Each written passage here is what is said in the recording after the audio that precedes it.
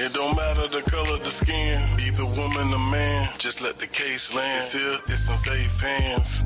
This is God work, not a fake plan. Too many kids being found in these lakes, man. This is MTGV, and you with Miss V. She keep welcome in, everybody. Drum to a beat. This is the Please smack that thumbs up as you come in. All trolls we delete, you better believe. Just so you know we don't go for those that shout out to everybody in the chat. Shout out to my new member in the building. But it's getting so out of control. Welcome to Sloop Nation, Miriam. Miriam Butterfly. Or Miriam. Thank you for being a member. But it's getting so out of control.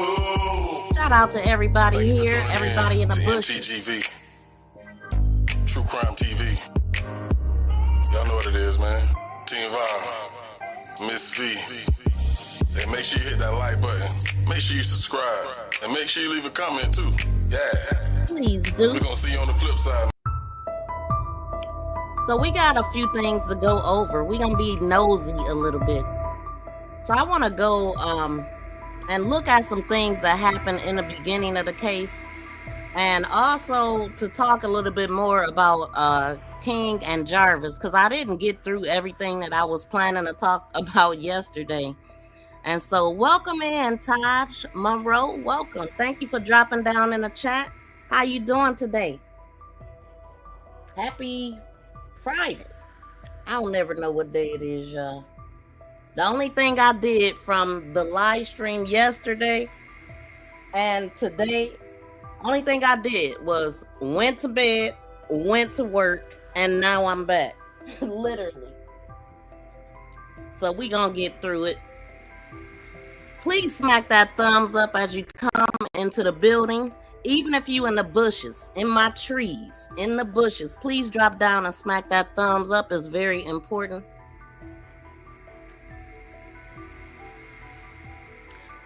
So I was talking about the petition yesterday. I have a link to the petition on my community tab. If you haven't signed the petition, please do.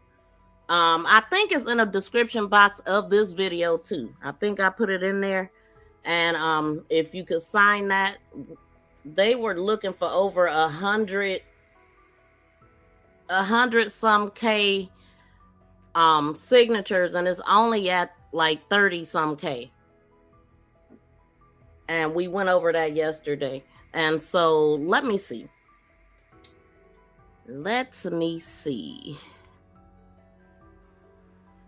Thrive and Glow with Joe, welcome in. Oh, it's Saturday. See, I'll never know what day it is. Happy Saturday. Good to see you back.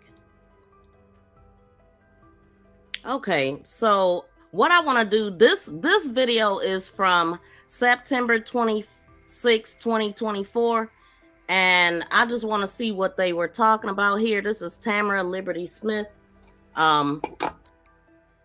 This is when they had a press conference of some sort, or they went to court. Hold on, that might not even be the one that I want. Hold on a second, y'all.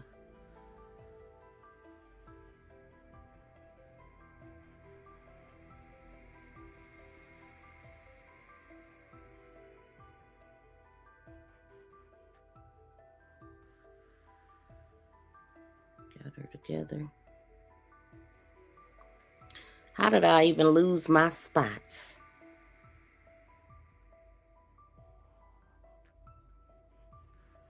What the heck is going on there?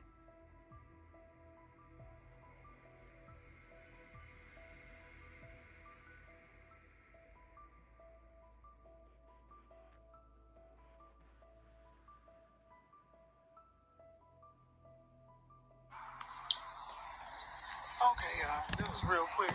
I am here with Mark and Roxy. Mark said, go live, go live. What the heck just happened? No, it didn't. Oh my God, y'all. It just clicked all the way off. Give me a second. So what I want to do, I want to go and just look at some of the things they were talking about in the earlier stages of the case, because I found some different stuff that I hadn't heard yesterday when they said when ZIYAH went missing, they literally said that they were digging the streets around that time. Let me pull this up because we are going to be talking about the car that was towed. And as a matter of fact, I don't even think I put that in here. Hold on, y'all. Excuse me, ma'am. The people of the public wants to know where ZIYAH is. Are y'all gonna tell us, or y'all gonna stop playing games? Huh? How you miss your baby? You don't miss your grandbaby? Huh? You don't care about your grandbaby? Hello? Here, take some cheese balls with your burger ass. Excuse me, ma'am. The people. Unreal.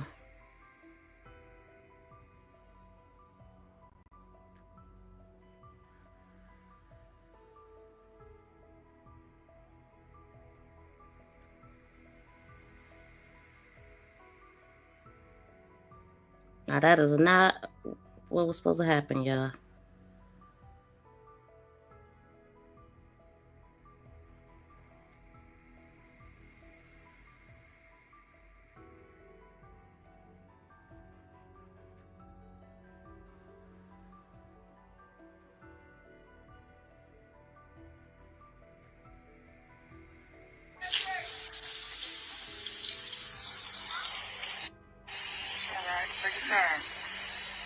Now this is There's so many people fighting. I never did watch this stuff. This is when they had like a balloon release or something. Hold on, y'all. Let me cut this down just a little bit.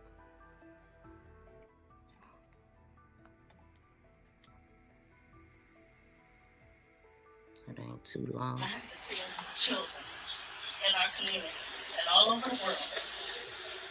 I'm from Detroit. Marky, Andre, we would have never known nothing about none of this. And we watched 9 podcasts, 5 hours. This wasn't really the one I want to go over though. I don't like the way it sounds. Incite violence or break into nothing. I know that.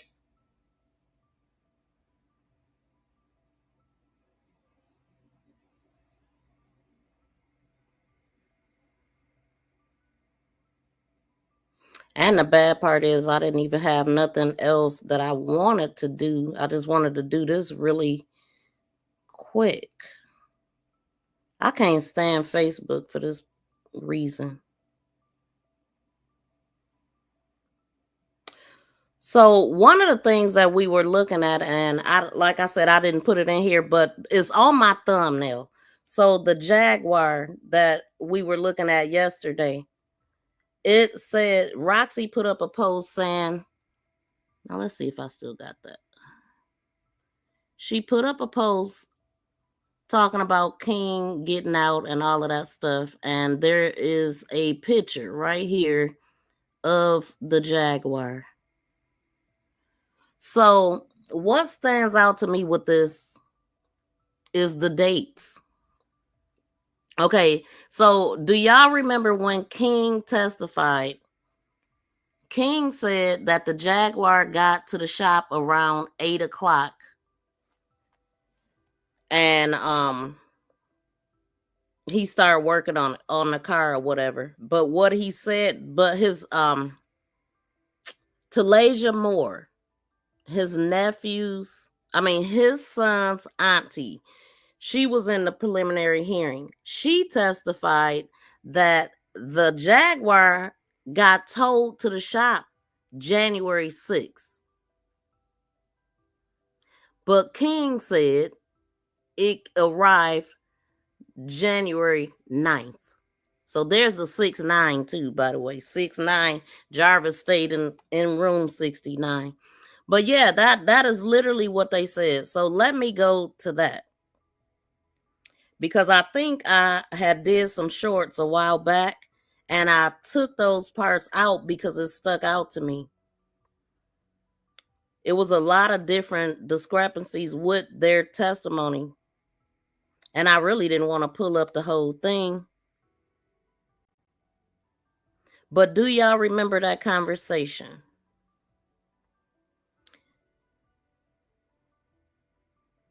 Let me know. I'm going through the shorts right now to see if I could find a little clip. But do anybody in the chat remember that testimony? And I might have to pull it up. Shout out to my BFF in the building. Yes, y'all, please double tap the screen, the thumbs up. I never know what day of the week it is. It's because of my schedule. Do y'all remember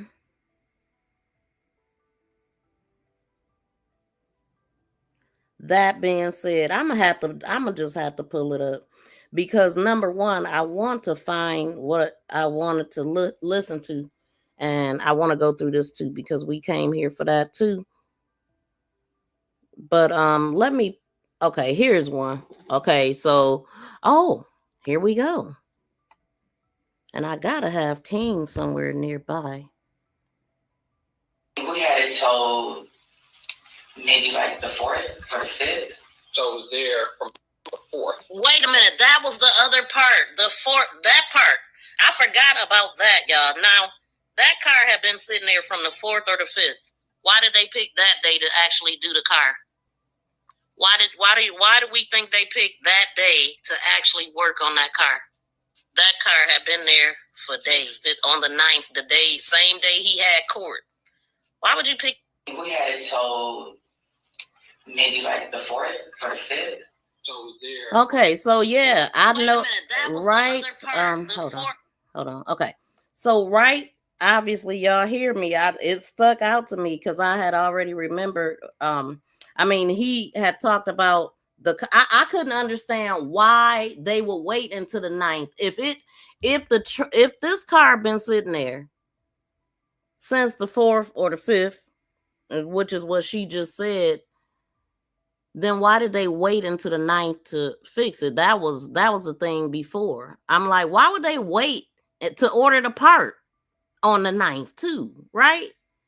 Because remember, they was going to AutoZone to pick up the water pump. But you had it there already, so why would you wait? It never made sense.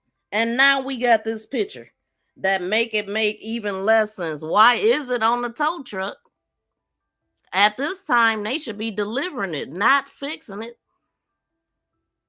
I mean, it shouldn't be on the tow truck because they drove it. But that picture, I don't know, man. What do y'all think? This make King look like he got something to do with it because he the one that posted the picture. And it's almost like, I mean, how many other pictures has he posted with vehicles? Is this something that he normally posts? I don't know. You know, what made him post it? And that was the same day that ZIYAH went missing. I don't believe in coinky dinks. Let me see what y'all saying. Welcome in, Cynthia. Shout out to Blue Lotus in the building. How you doing, Blue? So, I don't want to pull up the testimonies, but I need my hands for a minute. I'm gonna pull up Talasia Moore right quick. Or should we pull up King? Let's see. Nope, let me do it right here because it's quicker. Yes, the cell phone. The cell phone. But wait a minute, I was right by her, so I thought King should be close. But I don't see his face. Hold on. Supposed to get sentenced last year, the day before my birthday. We went to court, whatever case may be. They adjourned it to January the 9th. That's the day we got. Right. So I had a legal issue pending. And I asked to get it extended before I could take care of my legal issue in conjunction. That was January the 25th. So after that, then they scheduled it for February the 7th. To go. Yes. Wow. All right, so I don't, as a matter of fact, we just heard Talasia, so I really just need to find King saying that.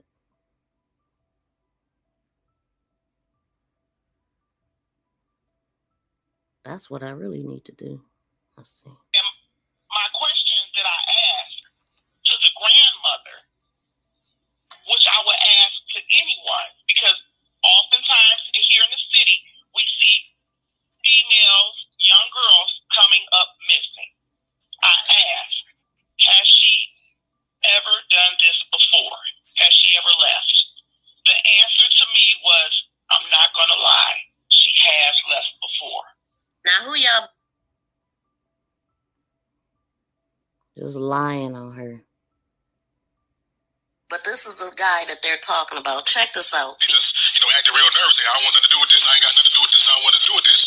And basically explained to Roxy that it was very peculiar that Nazaria was riding on the bus in the first place because, in fact, he was the one that usually warms the car up in the morning when she gets taken to school.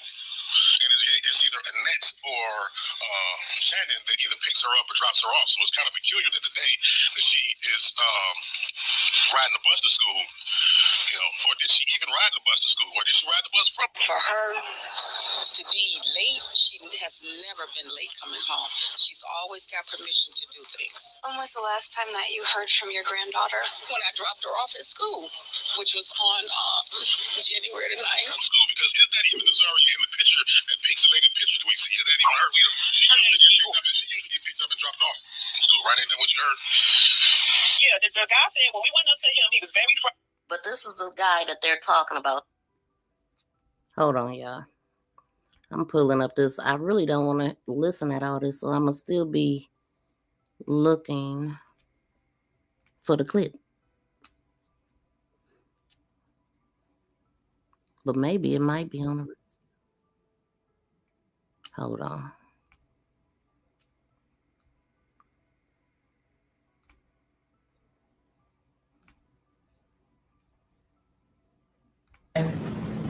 Yeah, he told me that that changed. So I believe he's supposed to get sentenced on the 9th, but what is happening? I mean, I learned that through him. I didn't go to court with him that time. It was just when he got sentenced, I went to court with him that time.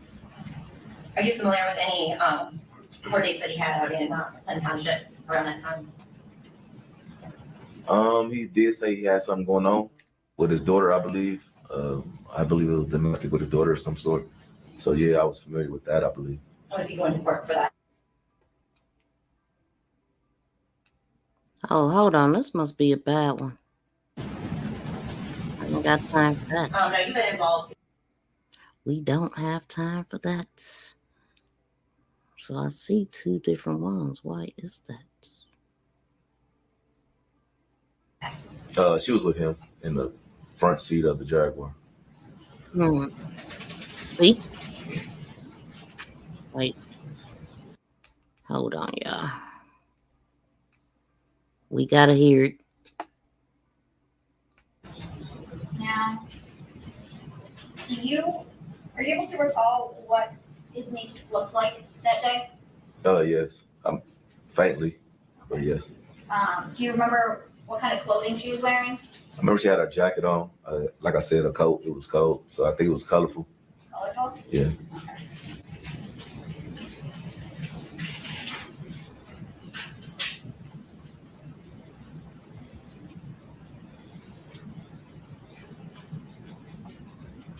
May I approach?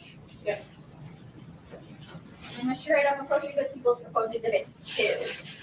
And I'm going to direct you to the top left corner. Can you tell me, is there anything that you recognize in that? The jacket in Channel 1. Okay. And is that a fair and accurate depiction of the jacket that you've seen his niece, Jarvis's niece, wearing that day? Yes. Okay. And I do for the admission, People's Proposed Exhibit 2. Any objection? Objection. Will be admitted as People's Exhibit 2. Thank you. And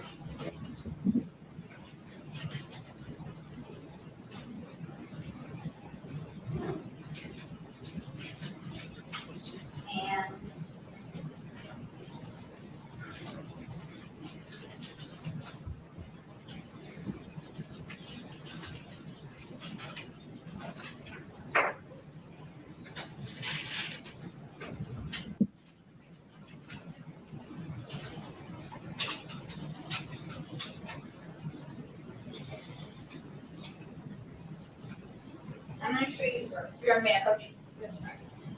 And then showing you its Market Appeals Codes Exhibit 3. Do you recognize what I just handed you? Yes.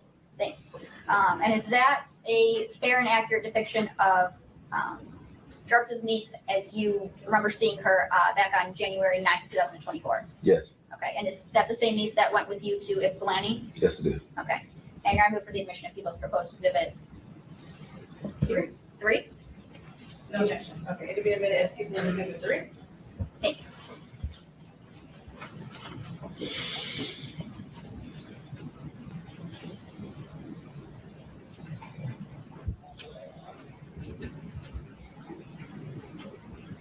So,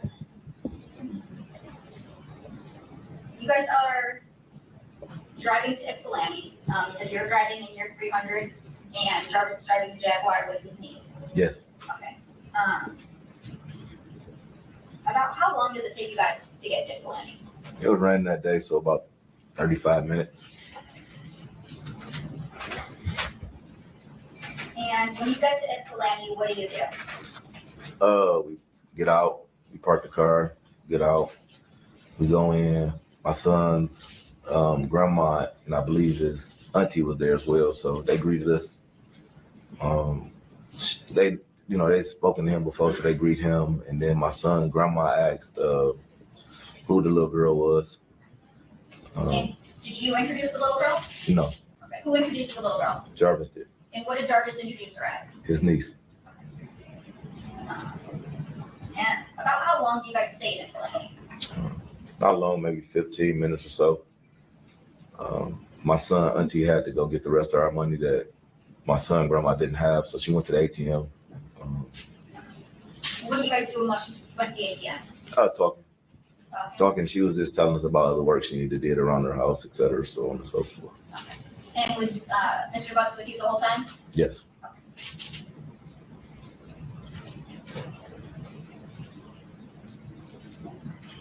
So, you guys eventually leave Ypsilanti? Yes. Okay. And tell me about the driving arrangements leaving Ypsilanti. At this point, we only have one vehicle, which is mine. We get in, Jarvis in the front. I believe ZIYAH sat behind me. Sat behind you? Yes. Okay. So,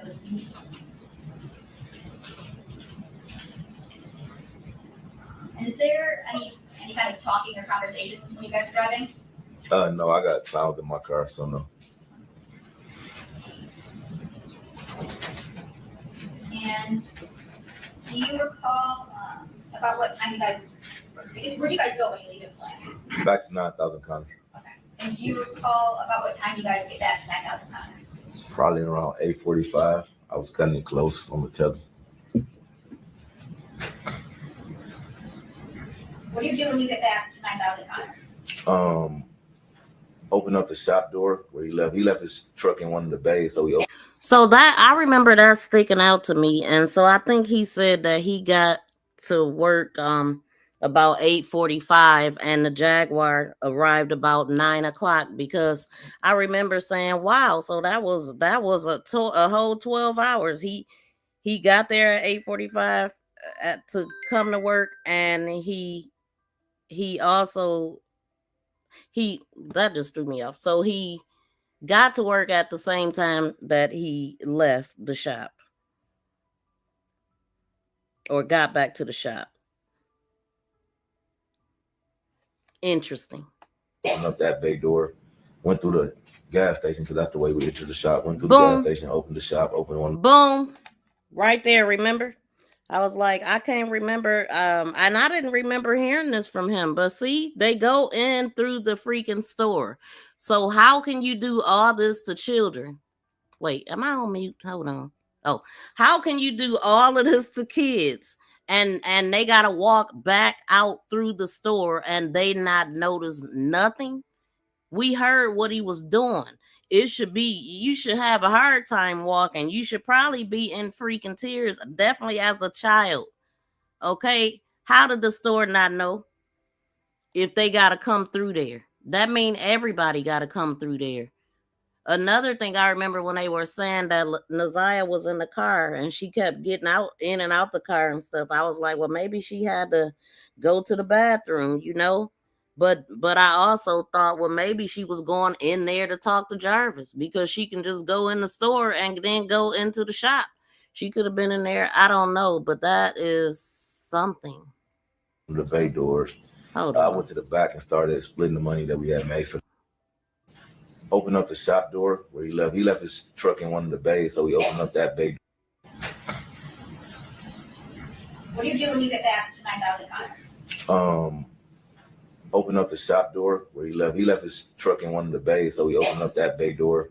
Went through the gas station because that's the way we entered the shop. Went through the gas station, opened the shop, opened one of the bay doors. I went to the back and started splitting the money that we had made for the day, and separating the receipts, etc. Where do you see his niece go? Get in this truck. Do you recall where at his truck she got into? Passenger seat. Is the front passenger, back passenger, or something else? Front passenger. And where's Mr. Buck at? Back in the back with me, separate the cash. And when you leave, do you lock up the shop? No, I left first. You left first. Okay. So when you leave, who's still at the shop? Jarvis and his niece. Do you see them leave the shop at all?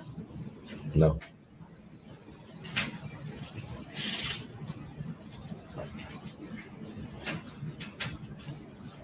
I remember wondering, like, where was ZIYAH at when Jarvis was all over, you know, on Wilshire and all of this stuff? Like, where did he have her at?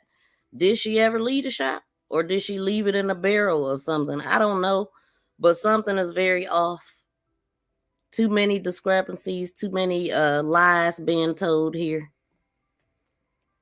With I mean, the difference in testimony of his son's auntie. I'm talking about, she said he was in a totally different vehicle. Y'all heard him say he was in a he was in a 300. She said he was in a truck. And then when I read what the Kim Worthy said, they said that they all left in one vehicle. I pointed that out yesterday. What's the truth? What's real? I mean, what is the real answer? We can't have multiples. You can't.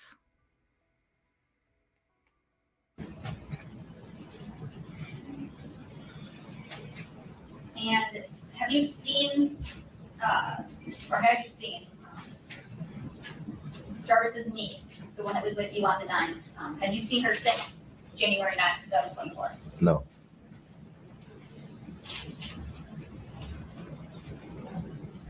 Now I want to talk about the day after that you guys went to FC, so January 10th.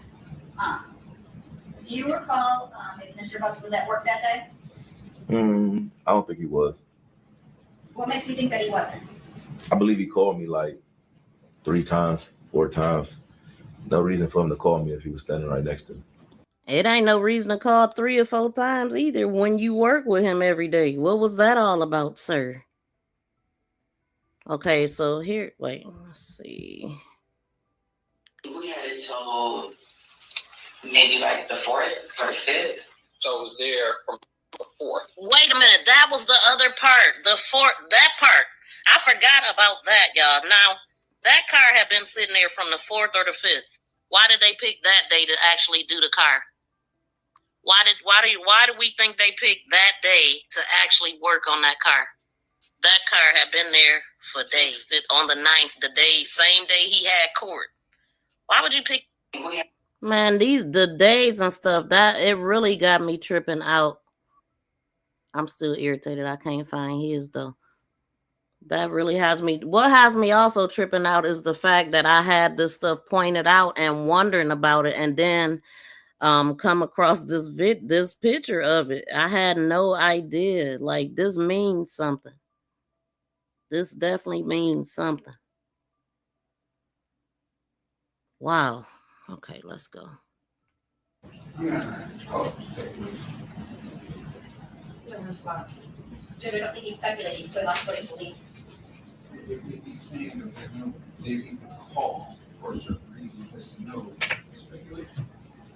Can you ask the question? Re-ask the question. Yes. So you said that you don't believe he was at work because he would call you, or he called you so often?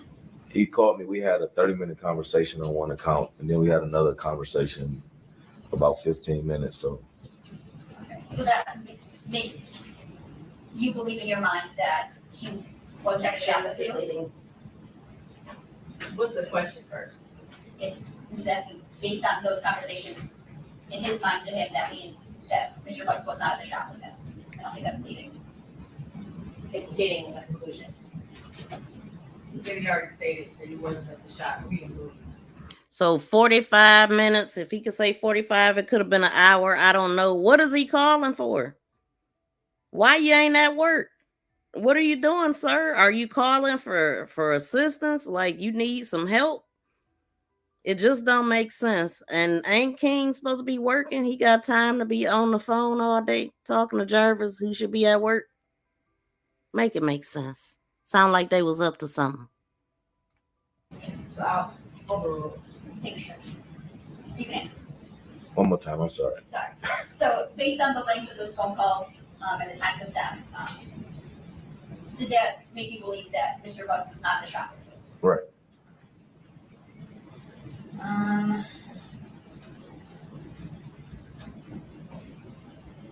Did Jarvis Bucks ever mention to you about his niece being missing? No. Now, how do she be missing and he never mentioned it to him? Get out of here. It just don't make no sense. Wait, why do I have two of these? Hold on. Why do I have, let's see what this was. When did you have the car towed down to his shop? I think we had it towed maybe like the 4th or 5th. So it was there from the 4th. Wait, why do I have that? Wait a minute. Oh, that's infuriating. Oh, it went back. Hold on.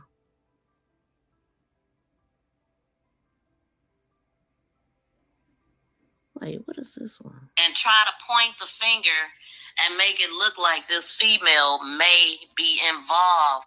Hold on, let me just play this. Have you talked to Mr. Bucks, aside from that jail call that we played, since turning himself in? No. Okay, wait, hold on, let's see. I assessed the Jaguar. Jarvis left a moment. I had another mechanic. Being it's a foreign car, so I had a foreign car mechanic on call to help with the work, but he was busy, so he came. Said he wouldn't have time to do it, so I think I Googled it, seen how it was done, and I proceeded taking the water pump up. Before that, I called them. They ordered the water pump, so we went and picked it up when they called and said it was in. We got in the truck, went to AutoZone, got the water pump. On our way back from AutoZone, I believe we forgot something. So we ended up turning back around, going back to AutoZone, grabbed whatever we forgot, came back. And on our way back, he was coming down Harbor. Jarvis said, I see my niece right there, she walking. We pulled into Angel's liquor store. I still didn't see her. Went across my face. Said she. Oh, okay. Now look. So one of the things that stuck out to me also, if the Jaguar, he got there about 8:45. The Jaguar got there at 9 o'clock. They go and get the water pump at 3 p.m. That's what they did. Didn't he? Wasn't he going to get the? Wait a minute. I need to find this on here, but let's listen at this again. It sounds bad to me. The Jaguar. Jarvis left a moment. I had another mechanic. Being it's a foreign car, so I had a foreign car mechanic on call to help with the work, but he was busy, so he came. Said he wouldn't have time to do it, so It's so much with this because the other thing is, why did both of y'all go to the shop? They said they was busy. He said, do y'all usually both go to the auto store if it's cars there? No, usually one of us will stay. But then he turns around and said that they both went after he said that it was busy. So why would both of y'all get in the car at 3:00 when it should be busy at the shop? Like, you know what I'm saying? It just don't make sense. It doesn't. This is real tricky. Just like Tamara said, she was like, usually I have things figured out, but this family got me stumped, basically. Yeah, it's a lot of tricks going on. What y'all think? And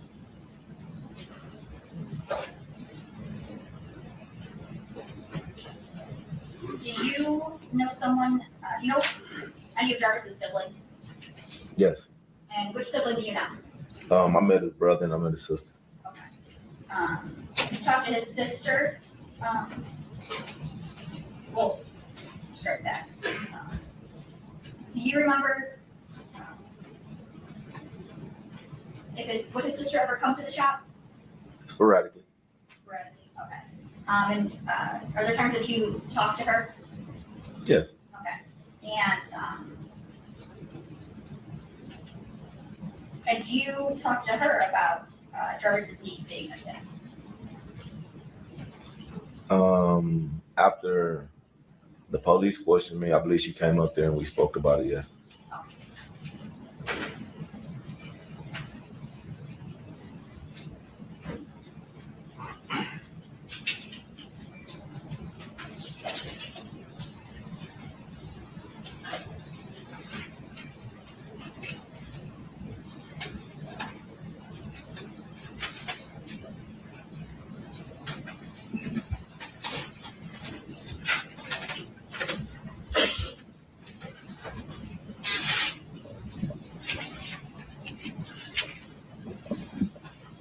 And Mr. Wright, I'd asked you earlier about if you'd seen Mr. Butts in the courtroom, so that you couldn't see him. Yes. Okay.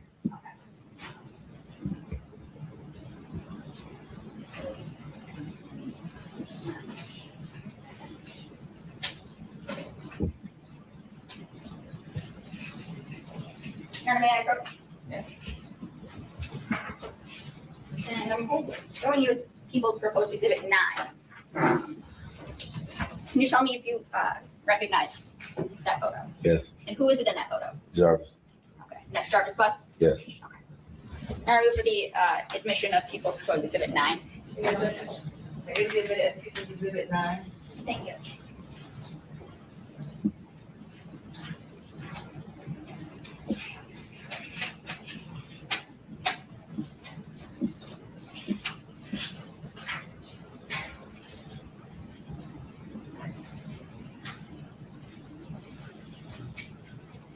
And Mr. Wright, I kind of want to direct your attention back to People's Proposed Exhibit 3, or People's Exhibit 3, I'm sorry. And if you see it from here where I'm holding it? Yes. Okay, and do you know who this person in this photo is now? Yes. Okay. And who do you know her as now? ZIYAH.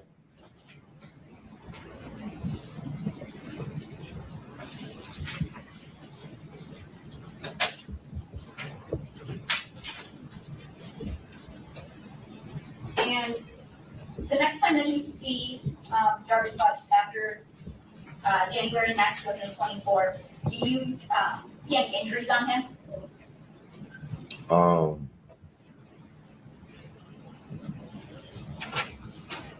No, I don't believe I've seen any injuries.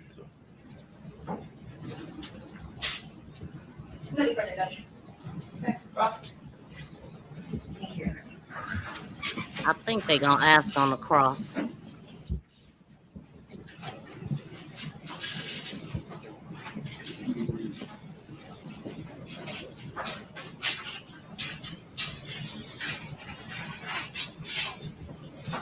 Good morning, Mr. Wright. Good morning.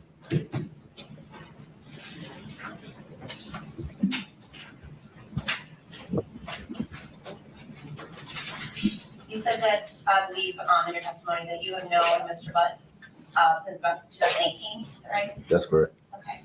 You said you met at Frank's, the shop that you looked at. That's correct. And you said you guys worked together at Frank's for about 2 years. That's correct. And so that means in about 2020, you opened up the shop on Connor?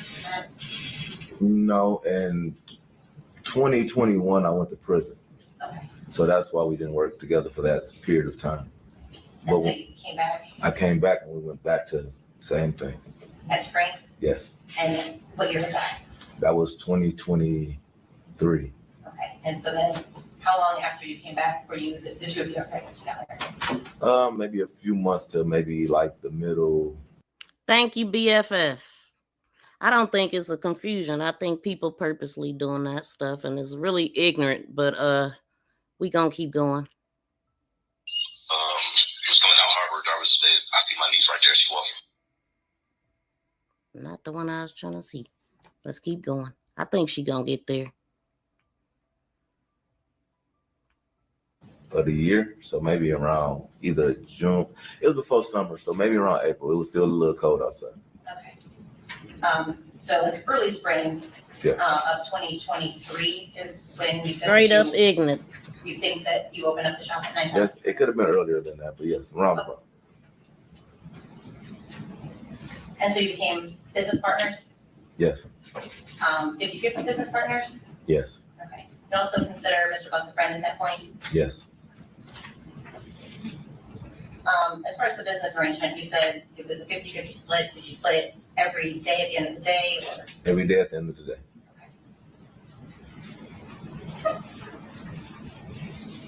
Now back around the beginning of 2024, maybe the end of 2023, were you seeing a woman in Clinton Township? A woman in Clinton Township? Yes. A friend of a woman named Shannon Harris? In 24? Yes. No. Or ever? Yes. When were you seeing her?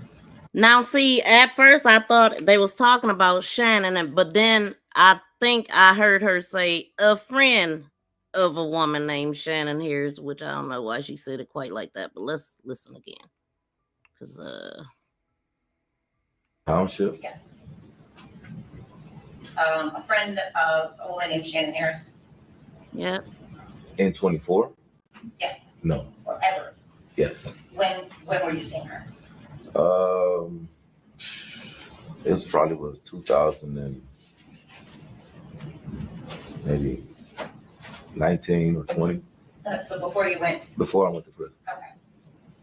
Did you and Mr. Butts ever have a falling out about that? No. Well, see, that's the part that didn't make sense when she asked that question. I mean, it sounded like she said a friend of a woman named. So why would him and Jarvis fall out about it? I'm really confused on that part, but that's the part that made it confusing. Because at first I'm like, what? They sharing Shannon? And then she asked that. So I don't know. What y'all think? Shout out to Teresa. Welcome in. Yes, y'all. Please hit the reaction, smack that thumbs up, subscribe to the channel if you have not, and drop down in the bushes and ring my bell. And yeah, quit promoting other content creators in my chat. Just stop. It don't make no sense. You know what? As a matter of fact, if you want to be promoted, I do paid promotions. That's what we do over here.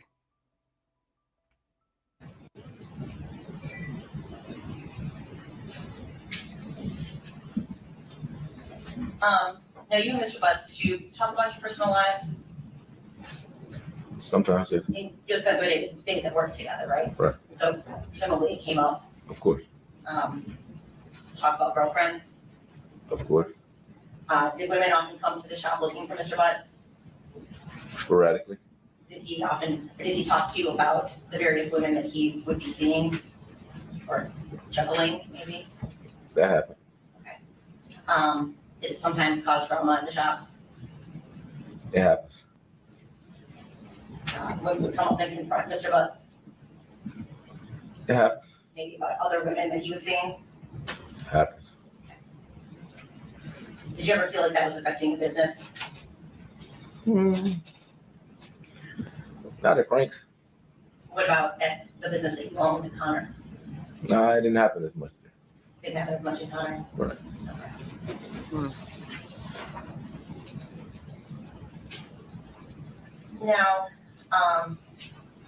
sometime, I guess, while the two of you all were working together, you had a friend that was, I guess, talking to or trying to date one of Mr. Butt's daughters. Is that correct? That happened. The daughter was 21, 22. She was somewhere around there. I'm not 100% certain, but yeah, around that age, 20, 21, 22. And that caused an issue for Mr. Butts. It did. He got pretty upset with this friend. It did. I was in prison at the time, so, but yes, I was involved directly. Okay. Did you ever hear about an altercation that happened between the two of them? Some kind of altercation did occur, yes. Was it your impression that Mr. Butts was pretty protective of her? Yeah. Based on that? Based on that. The nerd. Do you know how many children Mr. Butts has? 13? And you said that some of them would come to the shop. Yes, that happened. You're familiar with them? Yeah. And I didn't ask you to name everyone, not all of them, but at the shop in Connor, you said his sons would come, His son will come sometimes and stay today with us. and his daughter. She'll come sometimes and stay today with us. And what's her name? Do you recall? No, I don't want to misname it. Okay. I think it's someone with a J or something like that, though, but I'm not 100% certain. Was she like a teenager? He has a teenager. She come up there sometime, but not really. The littlest one, maybe 9, 7, 8, 9, somewhere around there. Okay. And then his niece would also come? Yes. Would she come typically with his own children? When I first met her, yes, that's how I met her with his daughter. She would always come with his daughter. They would come up there sometimes to get air in their tires, maybe money, just typical kid stuff. Did he ever, or did the two of you ever have them like doing chores around the shop? Sometimes. So he admitted to they had them do chores. Did the two of y'all had them doing chores? Like what? So he said he seen them do chores. Is that what he just said? Wait a minute. I assessed the Jaguar. Jarvis left moment.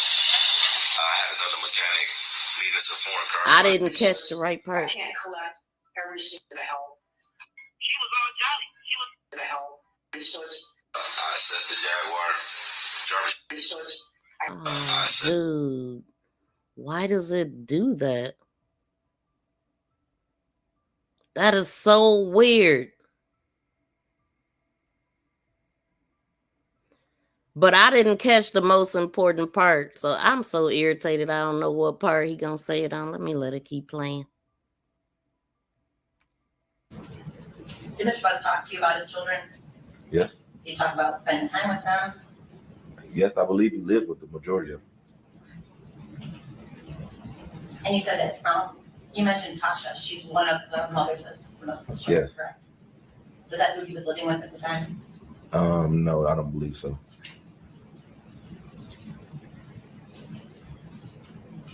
No, you said, I believe in your testimony, that you had been to Ypsilanti twice with Mr. Butts. Is that Or 3 times, one of the. Yes. possibly could have been 3? It could have possibly been 3. I'm not 100% certain.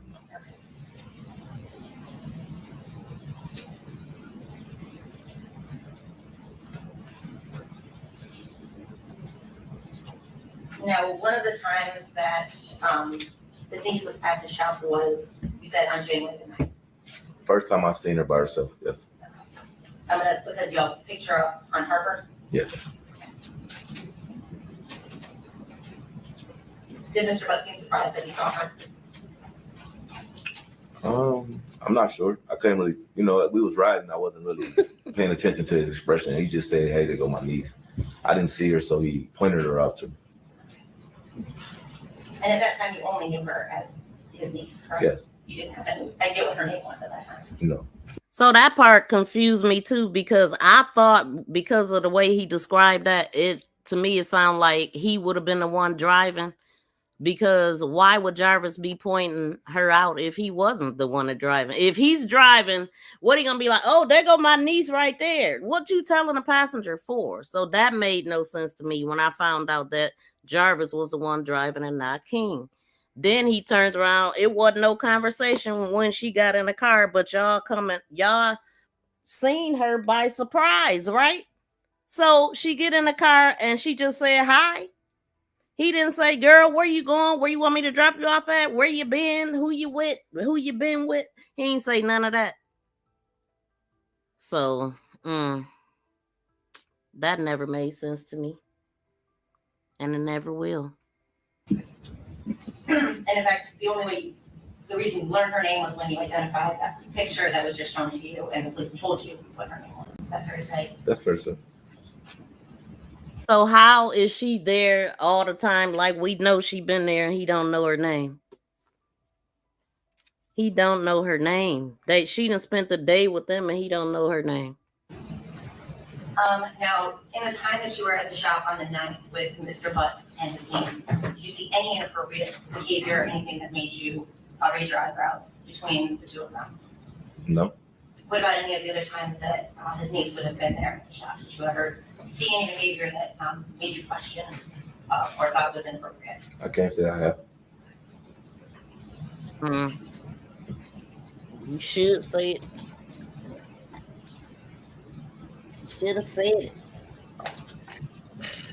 Now, the three of you rode back from Ypsilanti on January 9th. That was your testimony, right? Yes. Was there any conversation between Mr. Butts and his niece in the car? There was no conversation between really nobody. I had the music on. So no conversation when they picked her up by surprise. No conversation on the ride back or nothing. Like just nothing. Shout out to T Beezy. Welcome in, T. Interesting.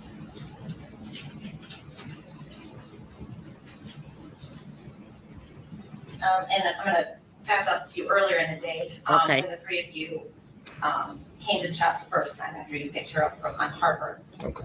You said that she pretty much stayed in Mr. Butt's car the whole time. Yes.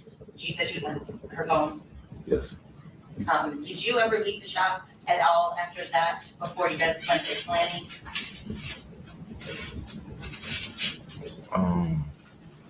Maybe in the gas station. So not really, just the attached gas station. Yeah, maybe to the gas. So we know that she had a phone, right? So how did her phone end up with Lady? Remember we heard that? I don't think we heard it in court, but we did hear that.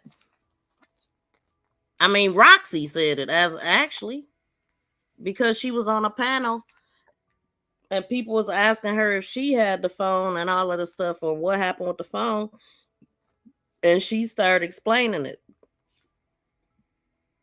She was turning it off and on or something, and they was able to track it. Well, I don't know. I think Mark D said that part. I forgot what all Roxy said, but she did say that the phone, I do believe she said the phone was, Lady had the phone. Somebody had contacted her or something. Dang, I wish I could find that video. Station. I'm not sure if I actually physically left the building. I'm not sure. Would it have been for more than like 5 or 10 minutes? If I ever left, no, maybe to use the bathroom, so maybe 10 minutes tops if I had to leave. You never have to grab parts at any place that you can recall? Not that I can recall. So he was there the whole time. Now, after January 9th, what was the next time you said that you saw Mr. Butts? The 11th. The 11th. Okay. He was not at work on the 10th? No. Okay. Were you there on time on the 10th? Do you recall? I'm never on time. What time did you come in on the 10th? Probably about 8:40. I go to the gym, so we open at 8, but I'm never there at 8, so I probably got there maybe 8:49. And on the 10th, were you the one that opened the shop? Yes. Now, you were aware. So he was the first one to open it after ZIYAH was allegedly there. So he he said he didn't see them leave, so allegedly they was there. And he's the first one to open it in the morning after Jarvis would have been there that night. If that make any sense. Like he said he left them there. He put off right before 9 o'clock and they were there. So was it any cleaning up that needed to be done? I wonder. But anyway. At that time that Mr. Butts was supposed to turn himself in and serve a jail sentence of William County Jail. That's correct. Yes, I am. You talked about that obviously because he was going to have to leave the business for a while. Correct. Okay. See? So that confirmed it too, that she was talking about him going to court and they talked about it. So that's why he left the shop that day a little bit, I guess. Let's see. Let's get that again a little bit.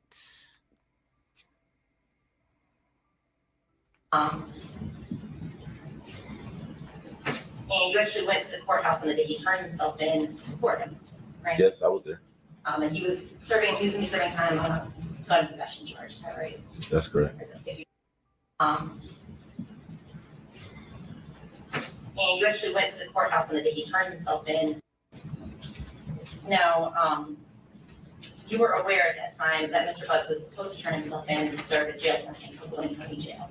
That's correct. Yes, I am. You talked about that obviously because he was going to have to leave the business for a while. Correct. Okay.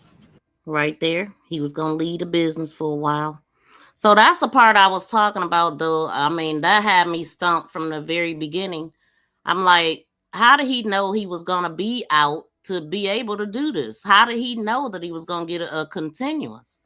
How was he so confident? How was he so sure?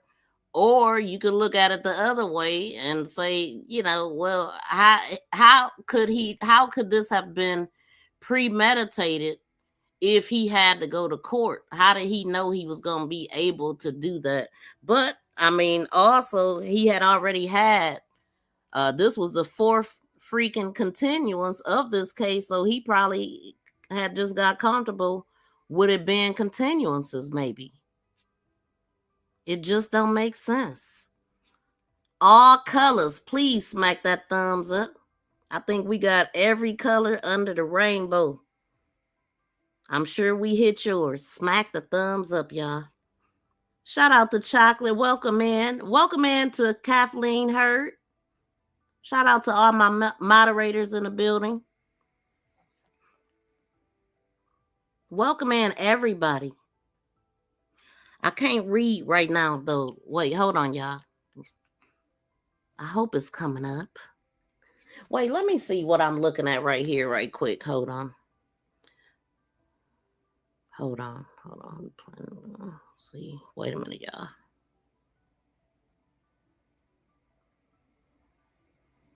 Just why I'm here. Hold on. What is it that you received? There was a sign-in sheet filled out by Mr. Butts. Who is it that checked out through? Jarvis R. Butts. And is there an address associated with that? Yes, there is. Without reading the numbers of the address, what street is that on? Wilshire. Okay, what is it that you received? There was a sign-in sheet.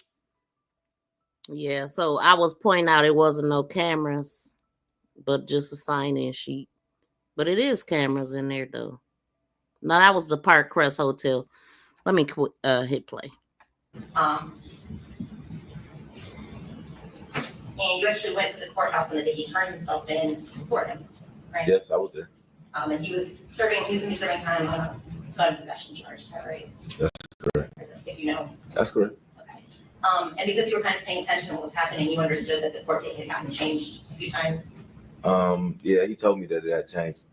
So I believe he's supposed to get sentenced on the 9th, but it got pushed back to February the 7th. So I learned that through him. I didn't go to court with him that time, but just when he got sentenced, I went to court with him that time.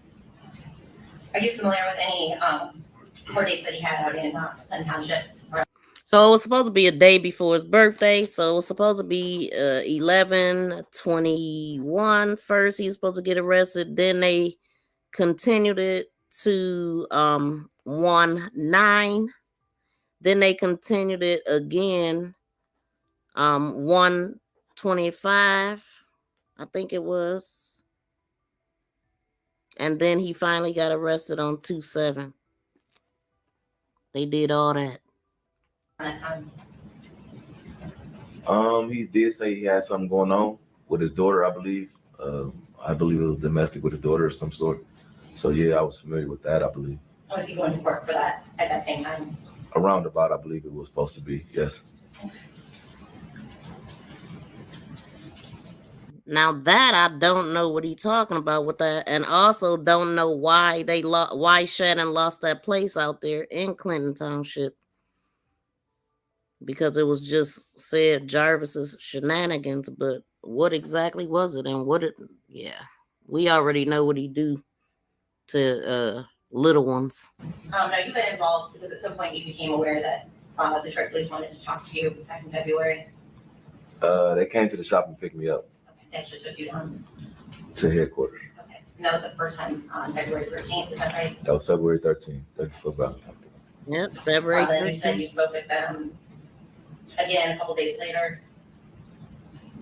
Yes, I would believe the first time I spoke with him, I was still on tether, so it had to be some time after I was on tether. Yes.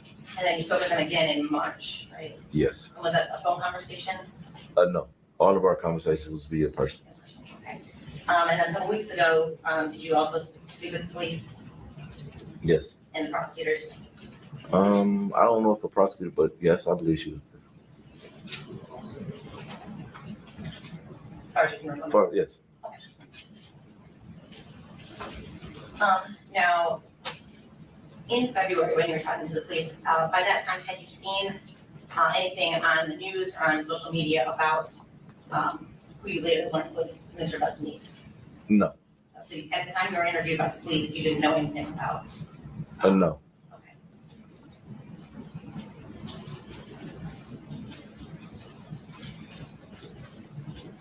And at the time that you were talking to the police, while you were on tether in February, you were on tether because you were on parole, right? Yes, that's correct. Okay. And correct me if I'm wrong, but you had about 3 weeks left on parole at that point.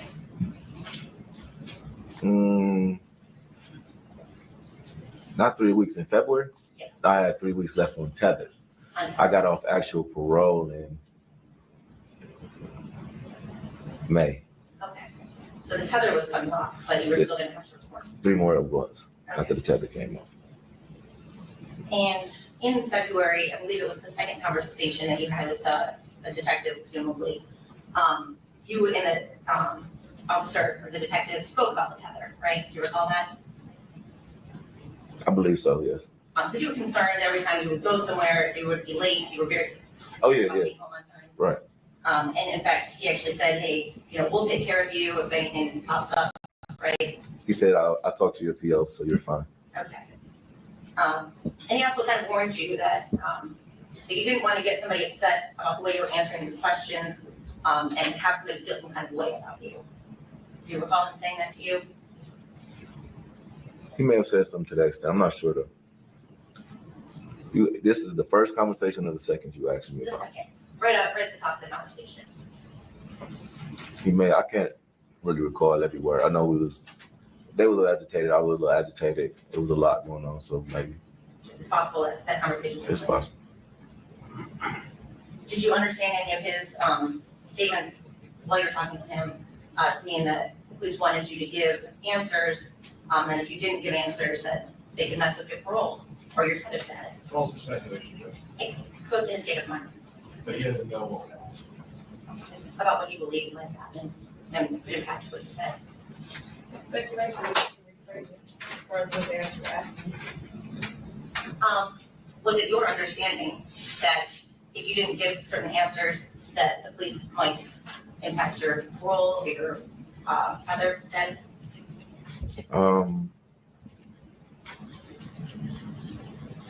Was that a concern of yours? I mean, it was already affecting my tether, so I wasn't really, concerned about how he placed his questions upon me, no. So, more of the concern was my being picked up by the police. Police contact is a violation of parole within itself, so I was violated for the police contact regardless to whatever he was saying. Get what I mean? So, no, I don't believe it impacted anything at all, actually. But your parole wasn't actually revoked because they took you to the station and interviewed you. right? No. Now we talked a little bit about this a few minutes ago. Mr. Butts was juggling a few different women during the time you knew him. Yes. And it's hard to keep up with all his baby mamas. I mean, it wasn't my job, so yeah. And at least that weren't his baby mamas. Right. Did you get the impression from Mr. Butts that he didn't want these women to know about each other? Of course. And a woman named Tasha was one of Mr. Butts' ladies. Yes. And that was one of his baby mamas. Yes. To my place, yes. So there was some discussion about a phone call between you and Mr. Butts while he was at the jail about his phone, right? Yes. And after that phone conversation, Tasha actually came into the shop to get some work done on the car. Yes, he came to get a oil change and a headlight. And that's when you went and kind of looked for the phone. Yes. Now, you didn't really want Tasha to know that you were looking for the phone, right? Of course. And the reason for that was? She's gonna wonder why I'm looking for a phone. But she said that she didn't even go to the shop. So make sense. And was it your impression that Mr. Butts was afraid it would reveal that he was talking to other women? Of course. And so you're trying to help him keep the peace? Of course. Yes.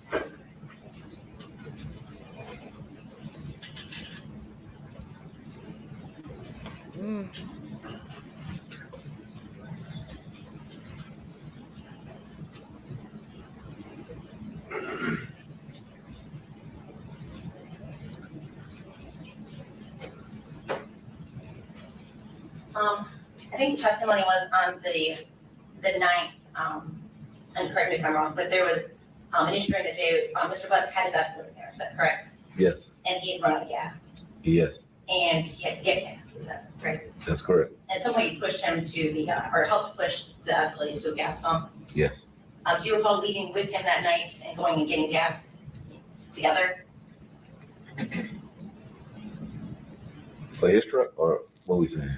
Or for like a gas can? Well, either one. Did you all leave the shop to, and perhaps you in your vehicle and he in his vehicle and end up at a gas station No. on the 9th? No. You don't have any recollection of that? I don't remember that, no. Okay.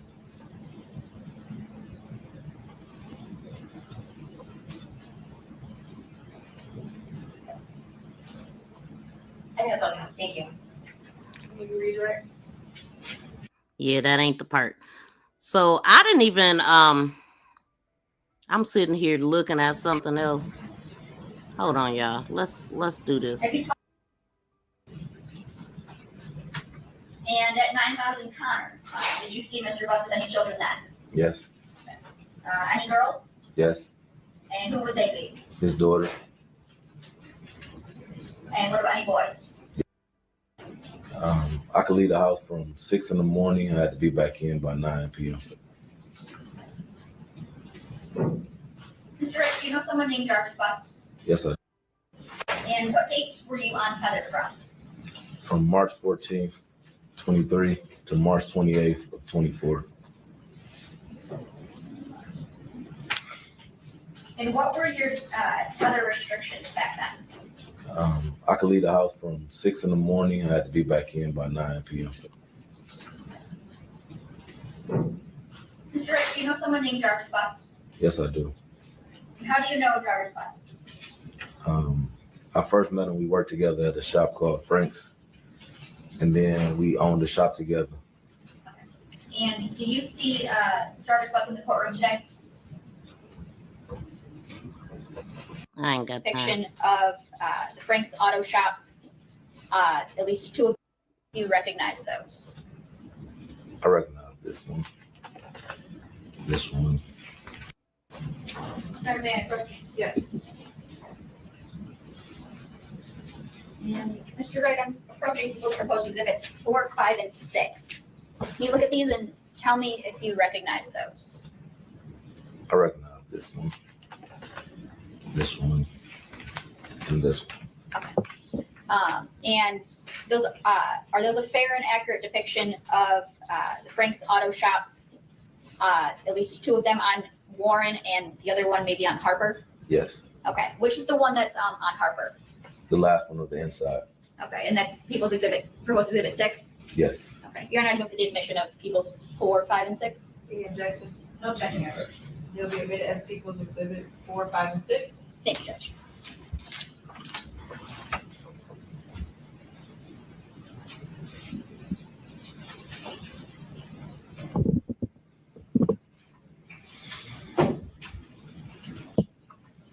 How long did you work at Frank's with Mr. Buck? A few years. About how many years would you estimate? 2. And when did that change from Frank's to another shop? Maybe in 23 sometime. Okay. Would it be earlier in the year or later in the year? Maybe maybe in May. Well, maybe April, May. And then where did you guys work then?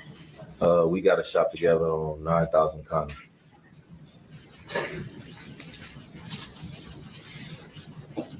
And what is at 9,000 Connor? A Sicko, a car wash, and our shop was in the middle of both.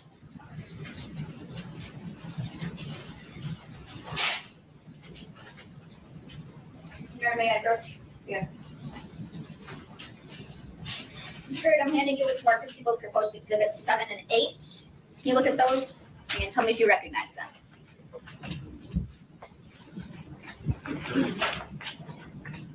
Yes, I don't know.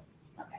And are those a fair and accurate depiction of your shop at 9,000 Connor? Yes, it is. And are not with the admission of people's proposed exhibits 7 and 8? Any objection? No objection. They'll be admitted as people's exhibits 7 and 8. Thank you.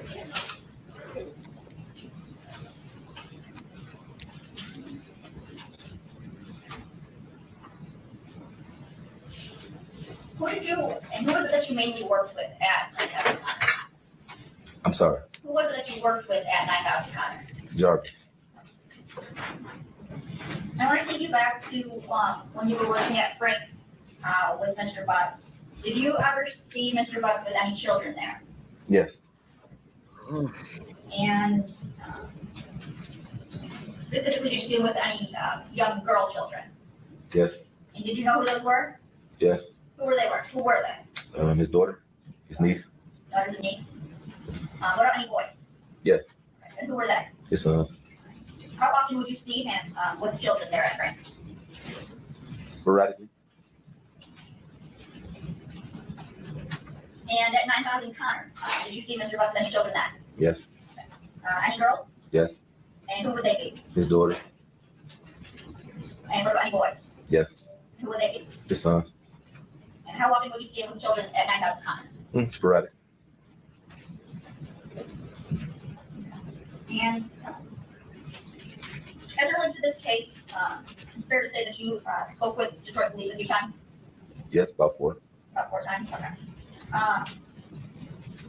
That first time I would love to hear his interrogation. that you talked to Detroit police, do you recall about when that was? The first time was the day before Valentine's Day, so like February 13th. February 13th, and is that of 2024? Yes. Okay. All right. And at that time, were you presented with a jail call? Yes. Okay. And who was that jail call with? Jarvis. Man, we And who was he about talking to? to Me. All right. And what was the topic of that jail call? He called to ask would I receive a cell phone out of a truck for him. And were you familiar with what truck he was asking you to get it from? Yes. What truck was that? It was a Z71 Chevy Suburban. And did you know who that truck belonged to? Yeah, his baby mom or somebody he was dealing with. And do you recall listening to that jail call? Yeah, I recall. Okay. Oh, he listened to it?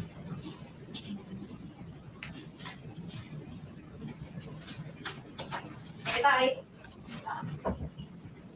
I'm not about to listen to it. Oh, okay. I didn't know that. All right. Now, you know I got to put the money on the. You know you took the key. You took the key to the gate. It's the same key. I don't got that key to it. And you do the same key to the lock and stuff. Oh, okay. I didn't know that. All right. Now, you know I got to put the money on the phone later, man. When I get around, maybe I will put the credit card. So that was the other thing when he was talking about the gate and the key, and so he never normally opens the shop, so that's why I guess he's confused about it. I guess. No, I don't need it though. This is the same one I got it, so I don't need it right now anyway. Just want to get the scrap out of there. Okay.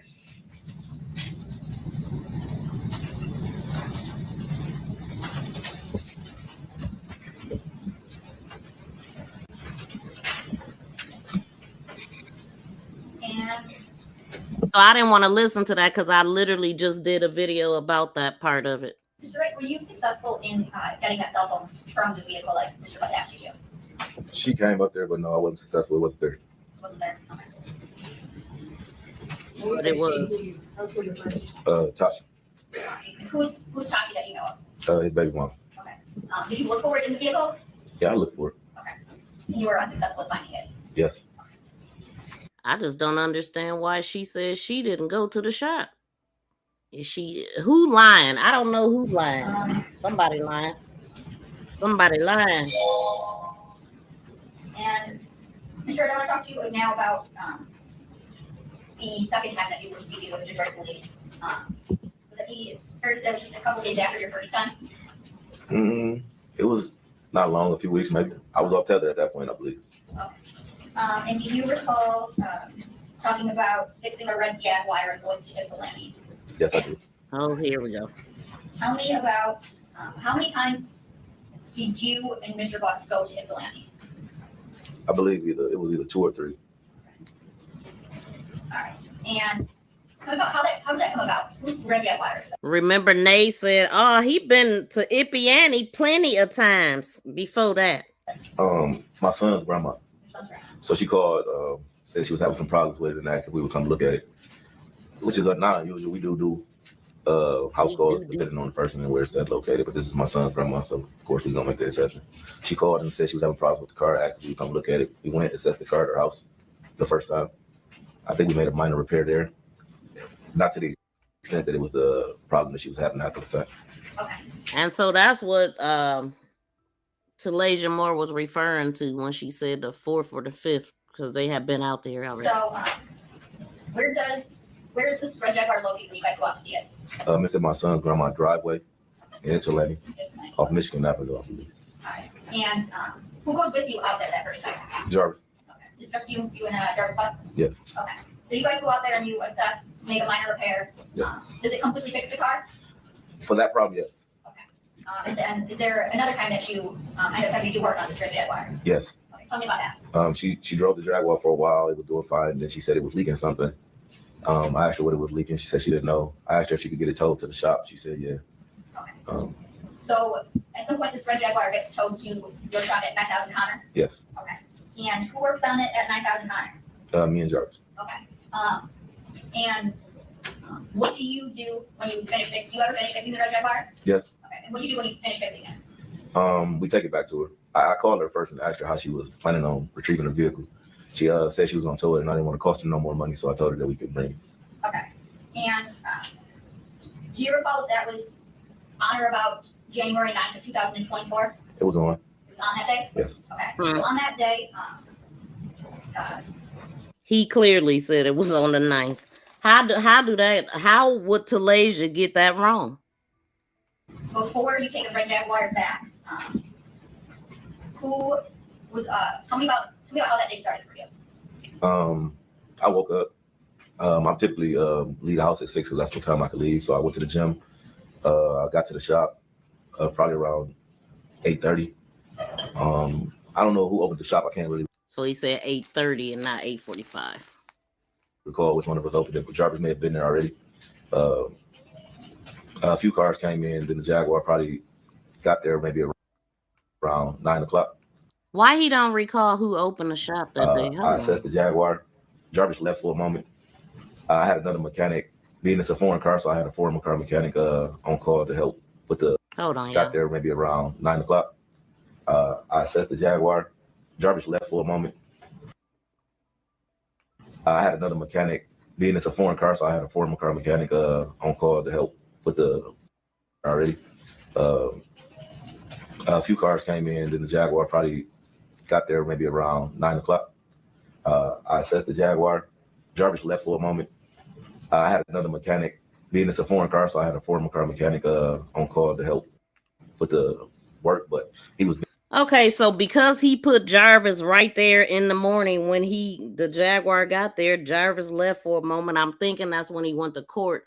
And so you mean to tell me they didn't order the part to when they was doing this moving around with ZIYAH, or did I hear that wrong? Let's keep listening. Busy, so he came, said he wouldn't have time to do it. So I think I Googled it, seen how it was done, and I proceeded taking the water pump off. That don't even make sense. So you're working on the Jaguar, and is Mr. Buck at work that day? Yes, he was there. Okay. What do you guys, you and Mr. Butts, do as it relates to work that night? I think we had a few cars that came in that needed some minor repairs. Between that and the Jaguar, we was jumping in and out of the Jaguar job, and the cars that could pull it up, maybe oil change, tune up, whatever, et cetera, so forth was. Yes, he was there. Okay. Work, but he was busy, so he came, said he wouldn't have time to do it. So I think I Googled it.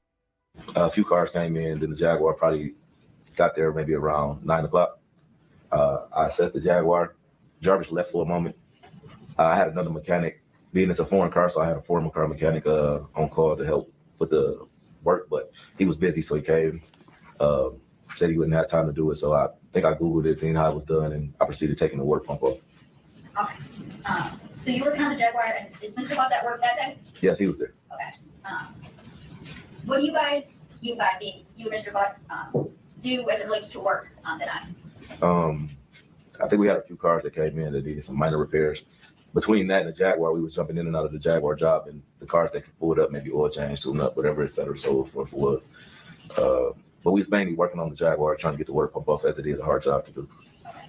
And do you always have all of your parts on stock or on your person in stock with you? No, we call either AutoZone, Mansfield, one of the auto stores that has them.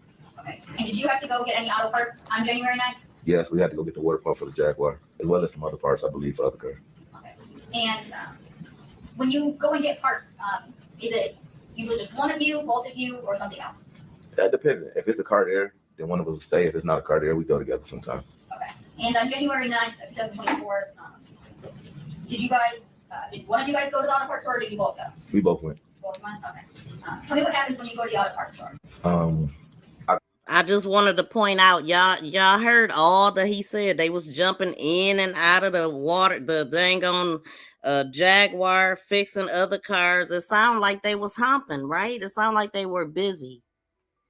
How long do it take to take off a dang on water pump? So he telling us it took him all morning to take off the water pump? I'm just trying to understand that one. Make that make sense. That didn't make no sense. You had a foreign mechanic on standby, but he was busy. Right. How was he on standby if he busy? Like, don't none of this make sense right now. It take 2 to 4 hours to take it off. Okay, so if we hear what he's saying, he acting like the Jaguar just got there, but that is not what we believe. So why wasn't that water pump already off? Why wasn't it already done? Did they need to buy some time? The reason why they waited to allegedly fix this? Before that, I called them. They ordered the water pump, so we went and picked it up when they called and said it was in. Before that, I called them. Why you what? See? Something ain't right. What happens when you go to the auto parts store? Before that, I called them. They ordered the water pump, so we went and picked it up when they called and said it was in. Or something else? That depends. If it's a car there, then one of us will stay. If it's not a car there, we go together sometimes. Okay. And on January 9th of 2024, wait, hold on. Guys... Between that and the Jaguar, we was jumping in and out of the Jaguar job, and the cars that could pull it up, maybe oil change, tune up, whatever, et cetera, so forth was.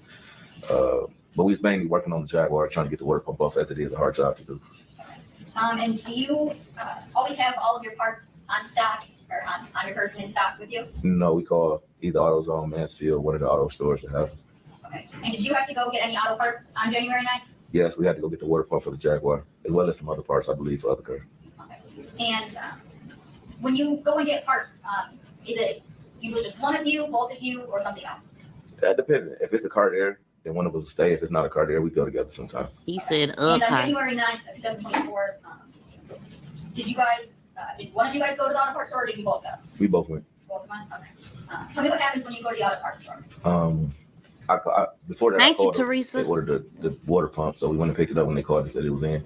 We got in the truck, went to AutoZone, got the water pump. On our way back from AutoZone, I believe we forgot something, so we ended up turning back around, going back to AutoZone, grabbed whatever we forgot, came back, and on our way back, we was coming down Harper. Jarvis said, "I see my niece right there. She walking." We pulled into Angel's liquor store. I still didn't see her. He pointed across my face, said she right there. She was coming across the street at that time. She got in the truck with us. She spoke, hi King, hi Jay, and we proceeded back to the shop. Okay. So now we took Naziah's route coming off of Bedford after she was getting off the school bus, and basically what he's saying is that in order for her to get to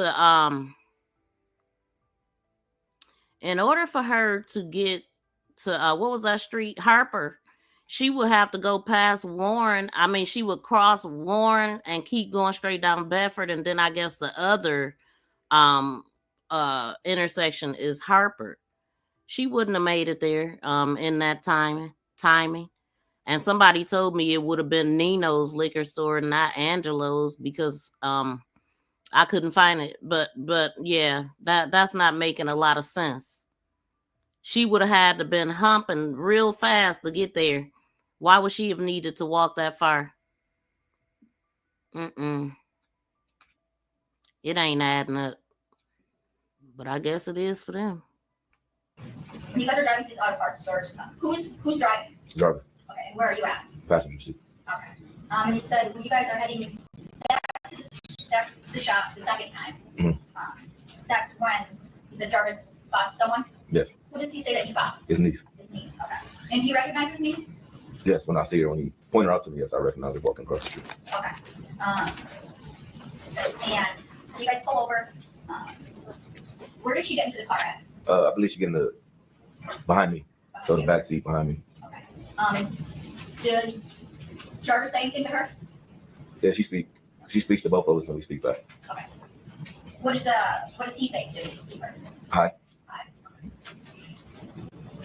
And where do you guys go after you pick up his niece? Back to the shop. Okay, and that's at 9,000 Connor? Yes. Okay. And what do you guys do when you get back to 9,000 Connor? He back in.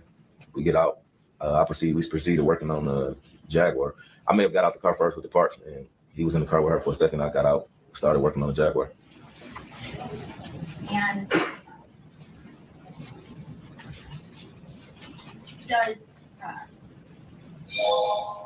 what happens next? What do you guys do? I believe she get out, get into the front seat, reposition herself to the front seat of his truck. It was colder that day. I believe she started the truck. We started working on the Jaguar, putting the parts back on. It took a little minute. Like I said, it was a difficult job, so it took a while. At some point, I believe his truck ran out of gas, so we had to stop what we were doing to push his truck to the gas pump so he could get some gas.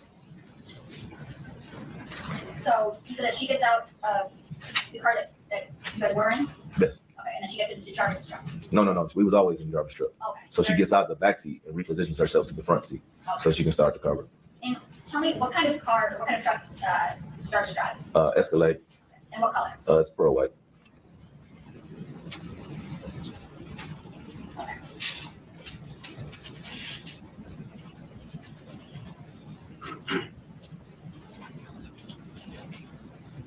What, if you can see, what is his niece doing while you guys are working on at the shop? I believe she's on her cell phone, I believe.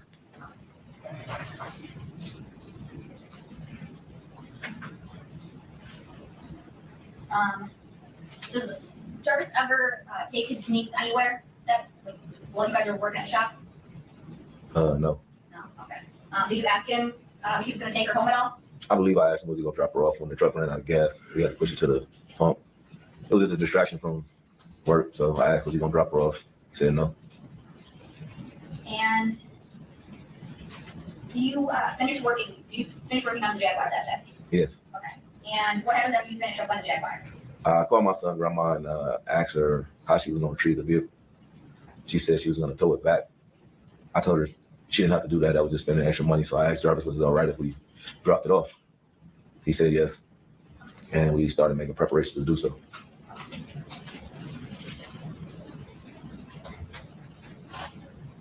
Do you recall about what time you guys finished the Jaguar and prepared to leave? Probably around 7:30ish, somewhere around there. When do you guys eventually leave the shop? Yes. Okay. And tell me about this. Well, who all leaves the shop? Me, Jarvis, and his niece. Okay. And tell me about the driving arrangements. So I drove my 300 and Jarvis drove the Jaguar. And where was his niece at? She was with him in the front seat of the Jaguar.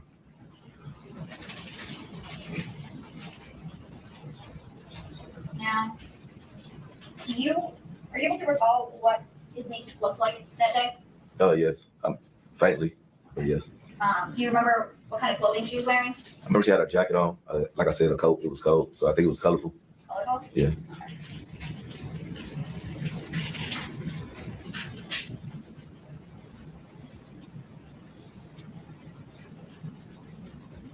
May I approach?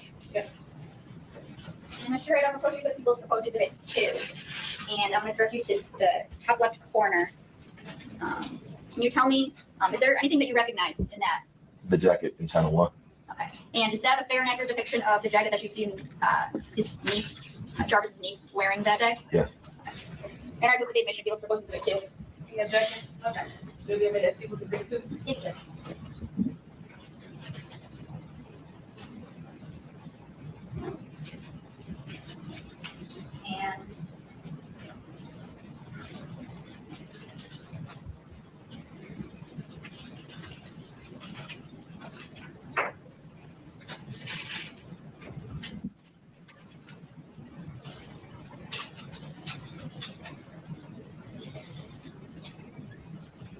And I'm going to show you your man approach. And I'm showing you its market field proposed exhibit 3. Do you recognize what I just handed you? Yes. And is that a fair and accurate depiction of Jarvis's niece as you remember seeing her back on January 9th, 2024? Yes. Okay. And is that the same niece that went with you to Ypsilanti? Yes, it is. Okay. And I move for the admission of people's proposed exhibit 3. No objection. Okay. It'll be a minute as people in exhibit 3. Thank you.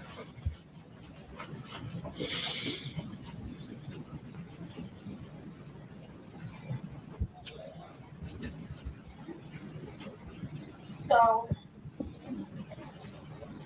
you guys are driving to Ypsilanti. So you're driving in your 300 and Jarvis is driving the Jaguar with his niece. Yes. Okay. About how long does it take you guys to get to Ypsilanti? It was raining that day, so about 35 minutes. And when you guys get to Ypsilanti, what do you do? We get out, we park the car, get out, we go in. My son's grandma and I believe his auntie was there as well, so they greeted us. They spoken to him before, so they greet him. And then my son, grandma asked who the little girl was. Did you introduce the little girl? No. Okay. Who introduced the little girl? Jarvis did. And what did Jarvis introduce her as? His niece. And about how long do you guys stay in Ypsilanti? Not long, maybe 15 minutes or so. My son, auntie had to go get the rest of our money that my son, grandma didn't have, so she went to the ATM. What do you guys do much with the ATM? Talking. She was just telling us about the work she needed to do around her house, etc. So on and so forth. And was Mr. Bucks with you the whole time? Yes.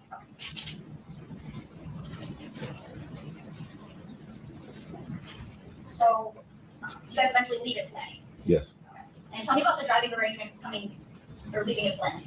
At this point, we only have one vehicle, which is mine. We get in, Jarvis in the front. I believe Nazaya sat behind me. Sat behind you? Yes. Okay. So, and is there any kind of talking or conversation when you guys are driving? No, I got sounds in my car, so no. And do you recall about what time you guys, where do you guys go when you leave Ypsilanti? Back to 9,000 Connor. Okay. And do you recall about what time you guys get back to 9,000 Connor? Probably around 8:45. I was cutting it close on the tether. What do you do when you get back to 9,000 Connor? Opened up the shop door where he left. He left his truck in one of the bays, so we opened up that bay door. Went through the gas station because that's the way we entered the shop. Went through the gas station, opened the shop, opened one of the bay doors. I went to the back and started splitting the money that we had made for the day, and separating the receipts, etc. Where do you see his niece go? Getting this truck. Do you recall where at his truck she got into? Passenger. Is the front passenger, back passenger, or something else? Front passenger. And where's Mr. Buck at? Back in the back with me, separating the cash. And when you leave, do you lock up the shop? No, I left first. You left first. Okay. So when you leave, who's still at the shop? Jarvis and his niece.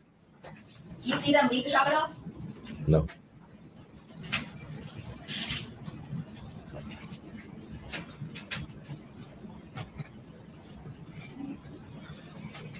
And have you seen, Jarvis's niece, the one that was with you on the 9th? Have you seen her since January 9th, 2024? No. Now let's talk about the day after that you guys went to FC, so January 10th. Do you recall if Mr. Bucks was at work that day? I don't think he was. What makes you think that he wasn't? I believe he called me like 3 times, 4 times. No reason for him to call me if he was standing right next to me. Judge,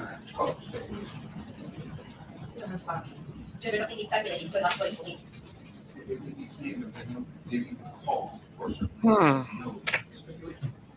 You asked the question. You asked the question. Yes. So you said Okay, that so you don't believe he was at work because he would call you, or he called you so often? okay, so we heard enough of that. I was looking at this maps thing and trying to figure out where the heck is Harper. But hold on, let me put this up and get this out my ear.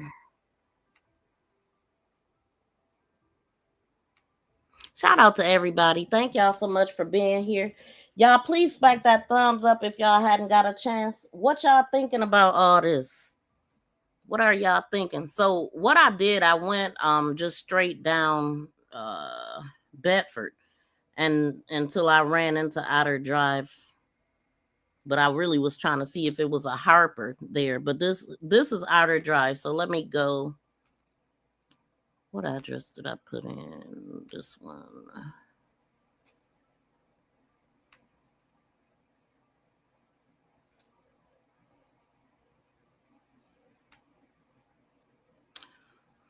So I think I got a little bit confused. Let me see something. Like I think this is the house.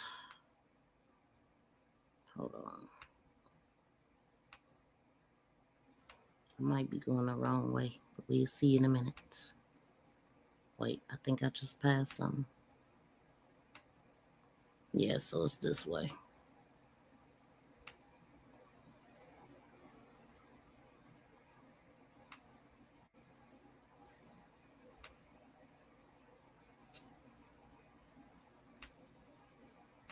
So I'm just going straight down the street. This is the street that she lived on. This is the one. This is right here at the bus, I think. Is this Cornwall?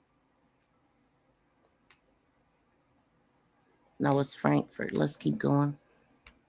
Or Frank something.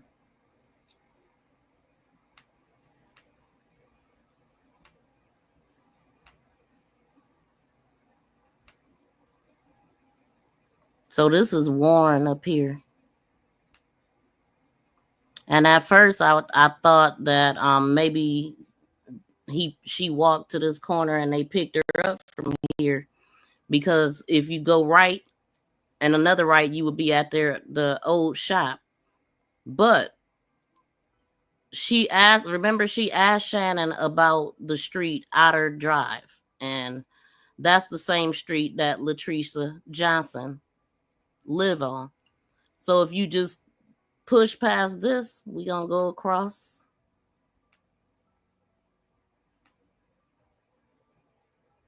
She would have had to walk all the way down here.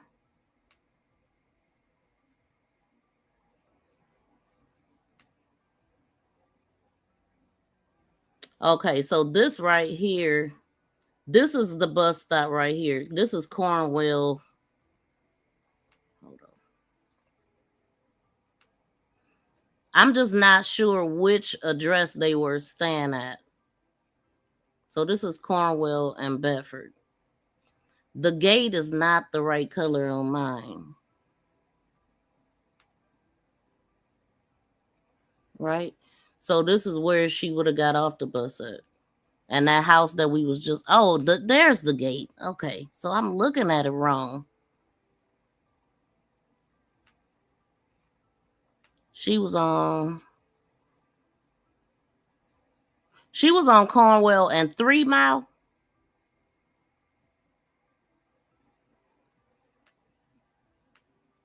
Nah, that's right. Okay, so she got off the bus. The gate is right there. I guess she would have walked. I don't know which way the bus was coming, but I seen her walk from this way. Let me pull up my video that I got so we can make it make more sense.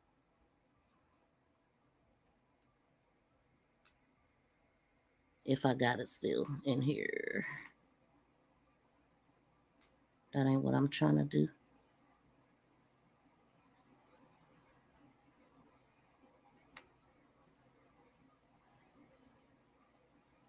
Okay, so we seen the gate is over there. She walked this way and then did a jump. So they definitely took something out. She definitely was walking with friends, and that's why she did that. So she walking straight down that street, coming from there. Hold on.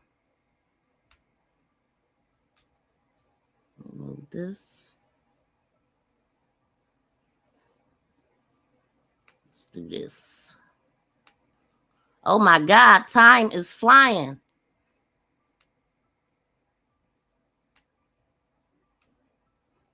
And I got to do it again. Hold on, I don't hear anything.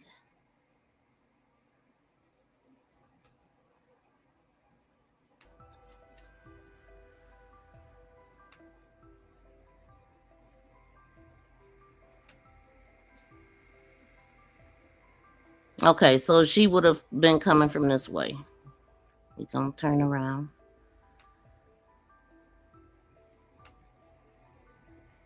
This is where she was coming from. Jump. Walk down the street.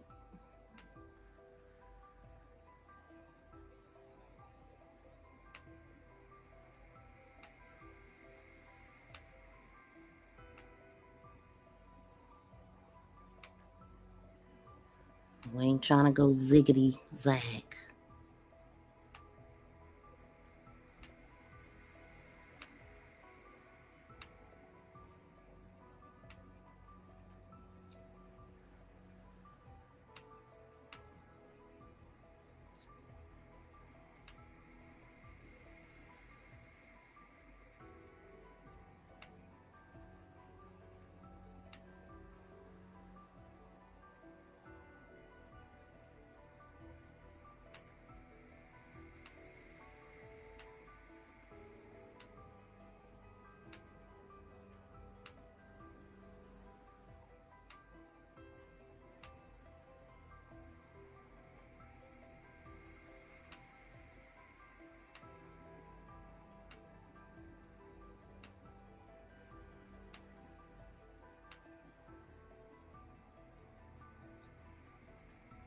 Boy, if I get confused one more time.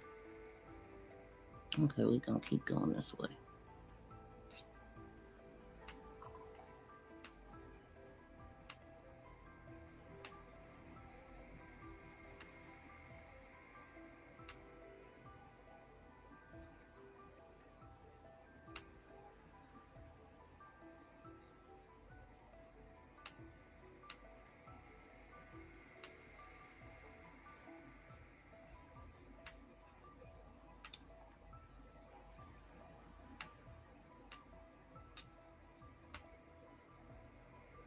all the streets over there are main thoroughfares. Oh, you live in Detroit, Cynthia?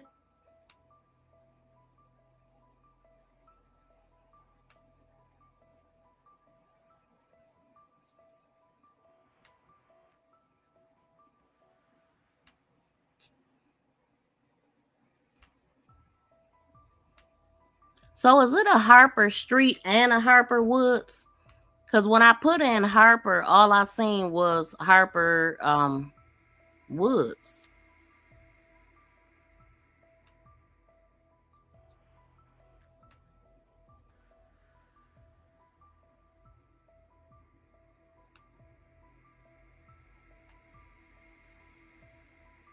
So let me see something, man. I must have went the wrong dang on way, y'all.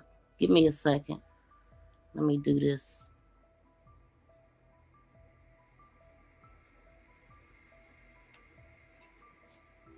So this is something too that we here to talk about. These are the charges that I found on Jarvis's record. Y'all could take a look at that right quick. Let's do this.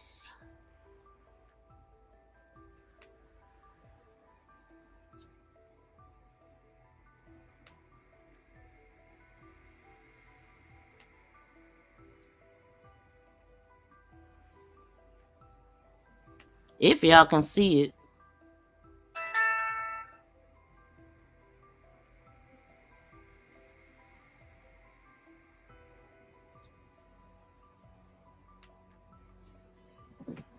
Let me let this play.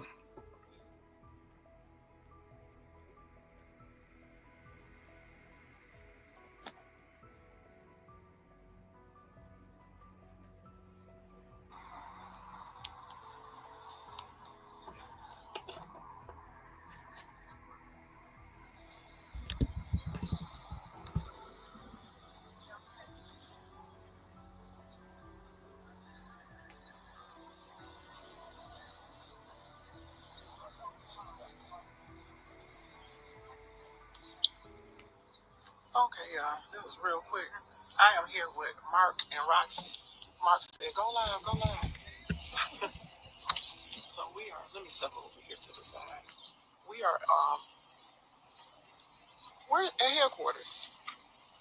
Getting ready, I'm getting ready to go in. All of the media is here, just did some news interviews. This is in regards to ZIYAH Harris. I'm sure many of you all have seen the press conference today, and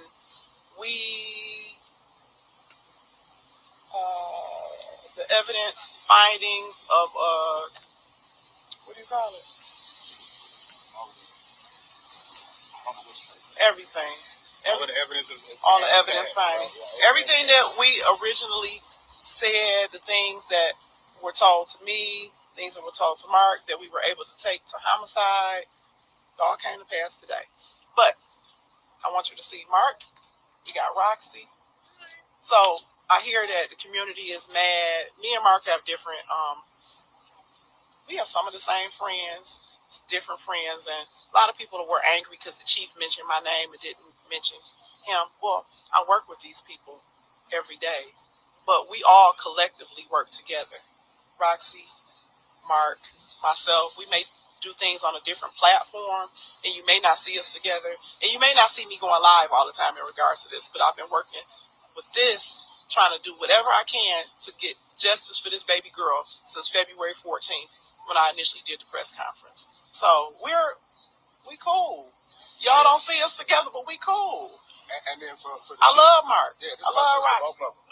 And for the chief to get on there and give Tamara Liberty Smith credit is to give me credit, right? Because there was a lot of things that me and Tamara was working together on. So for her to get recognition is for me to get recognition. So, and I'm not doing it for the recognition. I'm not doing it for the credit or the clout or none of that type of stuff, right? So, I don't want nobody to feel like I was slighted or I didn't get the credit or the shine or nothing like that, because I wasn't doing it for the credit or the shine. I was doing that to expose the details of this case so we can get to this point that we at right now. You know what I mean? So that's what it was about. just like no other story that I cover in the community. I mean, it's about getting information out there to the necessary people, whether it be the family member, the authorities, or whoever. So big ups to Tamara Liberty Smith for taking my information I gave to her and putting it in the right hands that made all of this happen. So and we've been doing a lot of behind the scenes work that don't nobody know. Things that I couldn't even talk about. Absolutely. Yep, that we've been doing. I mean, many late nights, early mornings. Oh my God, man! There's a lot of stuff like that we couldn't talk about on social media because it would engage sometimes the wrong people in a way where we wouldn't know what their intentions were, i.e., going out to search, doing it live on Facebook, inviting people out. Even when it comes out to passing out flyers, you know what I'm saying? We don't know who is who, what side you on, what your intentions are. Welcome in, Jaquar. A lot of the information that we knew we had to keep within the nucleus of the people that we knew who was on what Harper side Avenue. of the fence. And y'all stay off that lady. What's her name? Tammy with the voodoo queen. Can y'all quit believing in black magic? Because nothing that she said was anything that came out today. Yeah, I kept telling y'all to leave the psychic. Block her and delete her. Stay off her page and stay up off of that. Y'all need to be looking at no psychic people, no way. Yeah, leave the psychic friends alone. And like I said, we doing the work out here, man. And just let the due process happen. There was a lot of details, a lot of information in this case that needed to be put together and put together the right way so it would stick. And that's what we was waiting on, and that's what happened. So, Roxy, thank y'all. Thank you. Thank y'all so much for y'all help. Mark and Tamara. I mean, in the community, everybody who had involvement in giving the police tips, showing love to me, showing love to Mark, showing love to my family. It's really, really appreciated. It really is really appreciated. We one step closer to getting some proper closure for her. So from my family to y'all, thank y'all so much. Hey, we done told them that. We done told them that. We told y'all who to be watching. We told y'all. But again, from the bottom of my heart, thank y'all so much. I love y'all. Bye. All right, y'all. So he has court tomorrow down at the new courthouse. And who was it? Say Tammy was a fraud. I told y'all quit looking at her. Wow, I didn't know. Y'all see me engage in it. And now I don't be bothered with all that. I didn't know all that was going on. Yeah, I did not know she was about to say that. But okay, so what I'm looking at right now is because he said they was going down Harper and they ran into her. We know that ZIYAH got off the bus at the spot that we was just at and just keep going down the street. I guess you would run into Outer Drive because I did. I seen Outer Drive, but I don't know how far I went. But anyway, looking at this, he said he ran into her on Harper. It wasn't Harper Woods. So it would have took her an hour and 25 minutes to meet them there to get to that spot walking, but 9 minutes in the car, right? Make that make sense? Make that make sense. It don't. So who was that said, okay, so internet celebrities told me Harper is a street and Harper Woods is different. There was somebody else that said Harper Avenue. So yeah, it's Harper Woods and it's Harper Avenue. Either way, they both far. Yeah, I'm not looking for Harper Woods. I was looking for Harper Street because that's what he said. He said we was going down Harper and he pointed and said, that's my niece. And so we know that ZIYAH had messaged Jarvis and said, I'll be there at 3. If you ain't there, I'll wait. So we know good and well that she wasn't talking about walking all the way to Harper Avenue to meet them where he claimed that they seen her at 3 o'clock. That's impossible. That's impossible.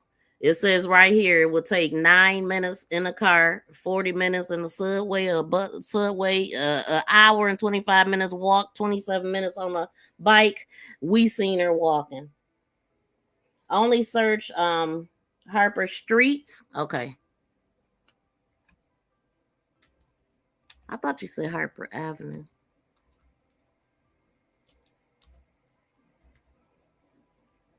It's only coming up Harper Avenue. Wait, no, that ain't in Michigan. Well, let's see.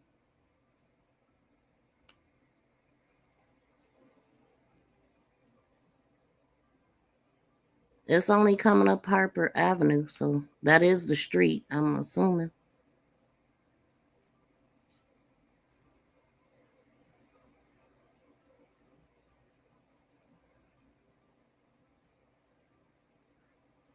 Wait a minute, this is coming up different.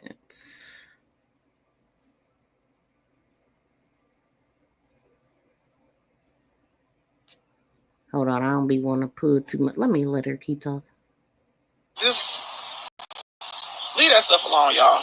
But anyway, just say Mark, not Mark, Jarvis. Jarvis has court in the morning, so we plan on attending. And we don't know what else is coming down the pipeline. Other children have been victimized. Other victims. Okay. We don't know who all is coming forward with this. This is not the findings that we hoped for, not the outcome that we wanted to receive. Kind of somewhat knew it would be bad, but you just didn't want to believe it. And I love all of y'all for just being supportive, for staying engaged. You know, a lot of times people forget about the missing, and y'all really took this one to heart, and everyone stayed engaged, and I appreciate that. Everyone who came out to help distribute flyers, continues to share it on your social media. If you weren't able to have boots on the ground, you still did all that you could to keep this case open and engaged. And we're going to follow this all the way through. And we're going to make sure this man never sees the light of day and that he never victimizes or touches another child.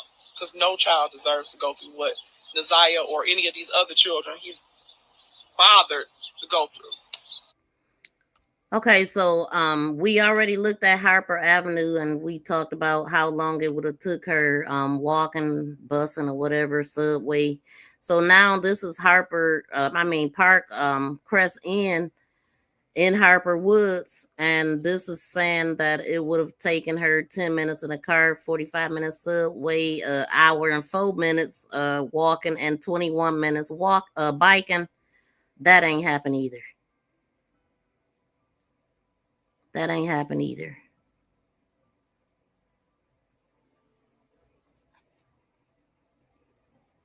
So, in closing, Mark? Yeah, like I said, man, let's be proactive instead of reactive when we see stuff going on in our community and in our families, so we can help to prevent situations like this from happening, as opposed to jumping and having to solve it afterwards. I mean, we know about too many situations like this to go on in our community that could have been solved before it gets to this point. So, you know, we see something, say something. You know, it's not snitching, it's saving the kids, it's saving our loved ones, saving our relatives. You know what I mean? So, yeah, be proactive as opposed to reactive when you see something going on in your family or the community. That's what I got to say. Yeah, and then even going further than that with policies, you know, a lot of time people call protective service and okay. So people, you know, the family was saying they have been calling protective service, and protective service wasn't doing anything. So even in these situations, if you know someone that's currently going through this, don't stop calling. Continue to call. I don't know if calling is not enough. I don't know. We got to do something to change the policies to protect our children. But if you know somebody, just don't back off. Don't say, well, I tried, I called, and nothing happened. Keep calling. Call the police again. Call protective service again. Keep showing up for the kid that you think is hurt until we can get something done. So, once again, we down at headquarters, and all of the media, all channels are down here now. There's nothing else really left to say. Yeah, and we're gonna Speak up and don't give up. Speak up and don't give up. It's going to be emotional. You're going to have trying times, but speak up. Don't give up. Don't give up on your people. If you know something that's going on, because I'm pretty sure, and this is the city of Detroit, I'm pretty sure that I am not the only family, and ZIYAH is not the only girl that this is happening to right now as we speak. Okay, it's happening. It's happening everywhere, and it's really bad. And we have to step up to the plate. I know that it's scary to step up to the plate. I know that it's scary to put yourself out there. But if you don't do it, who else is gonna do it? You know, I had my trying times, and it was a very emotional roller coaster for me, and it still is. But I never gave up. You know, and another thing, I don't even know if I should say this, but we protected the people that we thought should be protected as long as we could. But the news is out now, so I guess it's free game. So, I mean, I don't know. We tried to hold the people up off of you. I don't know what to say. We tried. I don't know what They done put it all out here now. You know, I don't know what to tell you, so you might want to go somewhere. I don't know. But all right, y'all. Everything we said was true. So we're gonna continue to we're gonna continue to be diligent in this, and once again, court is in the morning, and we'll see what the new findings are, y'all. All right. Excuse me, ma'am. The people of the public wants to know where ZIYAH is. Are y'all gonna tell us? Or y'all gonna stop playing games? Huh? How you miss your baby? You don't miss your grandbaby? Huh? You don't care about your grandbaby? Hello? Here, take some cheese balls with your burger ass. Excuse me, ma'am. So that video was from September 26, 2024. And then she got all kind of stuff like, let me see.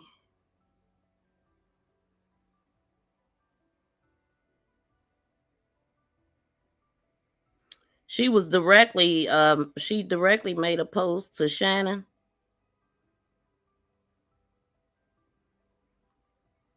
And then that petition that I showed yesterday, when I brought up the petition, I was like, oh, it's another petition, but we gonna go with Tamara Liberty, because I didn't know who made that other petition, but it's somebody on here. I mean, she had shared something. It was somebody that had a gripe about that. I didn't know that it was a fight.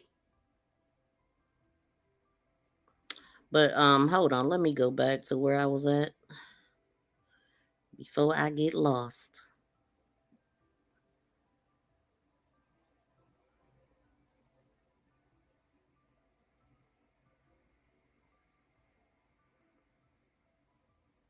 So this is she got a picture. She was watching a live when Mark D and them showed up at their house, and it was 1.2K people watching at the time, but she got the picture of them on the air mattress looking on both of them on the phone. And she just said, "This just got real. The realest podcaster in Detroit." And people was just tripping out about it. Like, y'all at this woman's house? Somebody said it's rough over there. At some point, this Facebook investigation stuff has to chill. Y'all gonna get that man lawyer a different defense. Stop. Yeah, so people had a lot to say about that. I'm gonna say this. Some might not like it, but when something like this happens, people look for anyone to blame. Not saying they guilty or innocent. Let them have their day in court, not street justice. And somebody said, until it's your child. How did Mark get in the house? I knew I should have stayed awake. And Tamara said he was invited over to do an interview with Marquita's boyfriend, and they were hiding in the back room. This is crazy.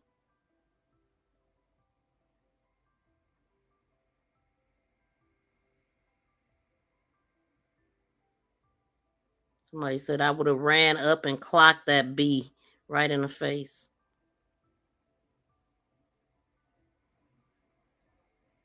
Somebody said they didn't show an ounce of compassion for ZIYAH, and we know that. This was a pregnant 13-year-old. Yep.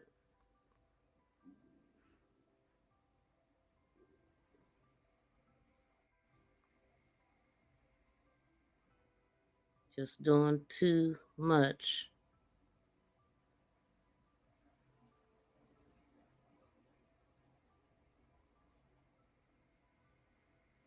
Wait a minute.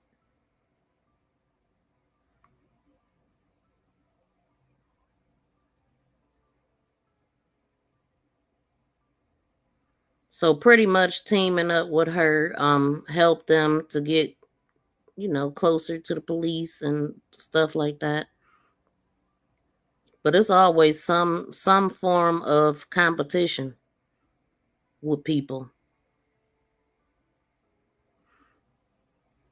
So she had originally posted, well, nah, because she said we're now over 20K. So she had already.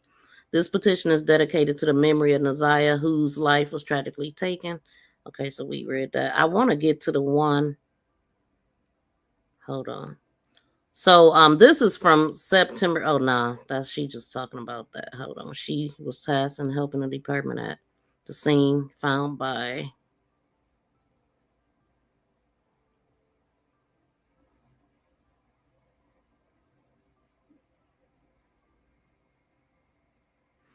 So what she wrote here, she says several people, including family members of the defendant, testified during the preliminary hearing for Jarvis Butts. The Detroit man is accused of, we already know what he did, in January 9th, 2024. And this is when Margaret was there. Margaret is the lady that went out there and she ended up collecting the other stuff. So she was called to the stand afterwards. She previously worked as an evidence technician for the Detroit Police Department. She currently works for the Macomb County Medical Examiner's Office. Somebody had asked me what was her title. There it is. She was tasked with helping the department at the scene found by officers near 7 Mile and Berg, just east of Telegraph. She took photos and collected evidence during the search for ZIYAH Harris. That included a pink jumpsuit, red tennis shoes with red, black, and white, and a pair of earbuds found in her sweatshirt. Okay, so this is the person that she shared this post January 20th. So she screenshot the post from somebody. And it says, the person said, it's crazy how a person with a following would not support an already started petition, but start their own. It's crazy how everybody that know me know I've been on the CPS think bad for years. She been on a CPS thing for years. It's crazy how folks that work for the city never care until it gets media coverage. I spoke to the mayor's office, the 10-year commission, Whitmer's office, Dan, all these people, CPS, even Children's Rights that brought the lawsuit years ago. I'm sick of people like this. Y'all, her petition and my petition sound so similar, and I started mine first. I'm going to go live with my documents and proof, and my feelings is hurt. Some folks be doing weird stuff. Man. And then she her caption to the share was, I am sitting here feeling proud of the speedy progress of this petition and believing that I am carrying out my God-given mission. However, I must express my surprise. Lady, I am not familiar with you or your story. I was unaware that there was a competition regarding who initiated this effort first. I have been diligently distributing flyers every day, regardless of the weather conditions, and most of the time by myself. I am only seeking justice and change for policy and procedure. We work better together instead of hating on one another. It's always something. It is always something. But that petition is still need to be signed.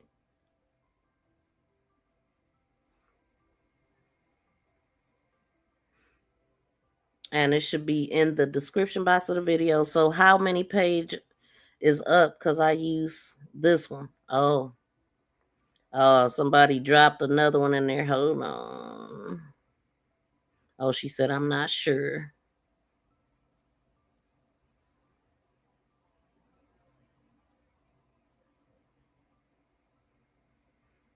I wish she had some information on the streets, if the streets was repaired or not around that time.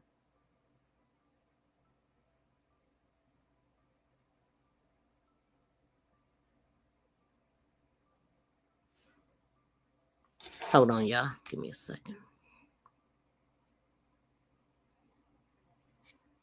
You big dummy. You big dummy. You big. Excuse me, ma'am. The people of the public wants to know where ZIYAH is. Are y'all gonna tell us? Or y'all gonna stop playing games? Huh? How you miss your baby? You don't miss your grandbaby? Huh? You don't care about your grandbaby? Hello? Here, take some cheese balls with your burger ass. Okay, let me look at this petition right quick. I mean, this record that I had put up. I don't know how well y'all can see it, but let's look. Let me do this.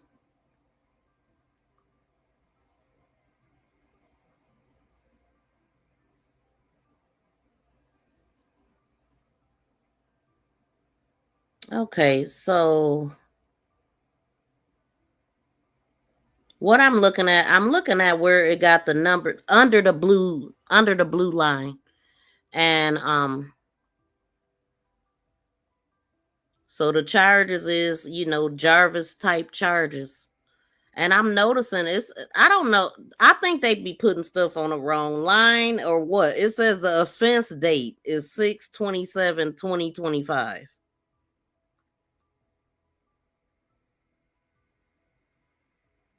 Let's go down. Yeah, it just don't make no sense.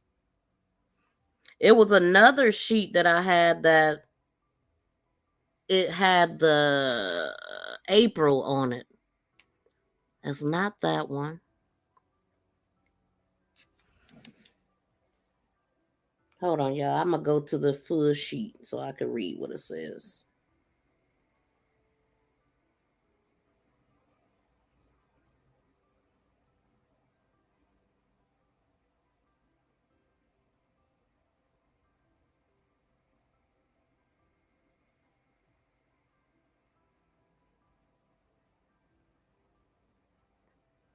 Okay.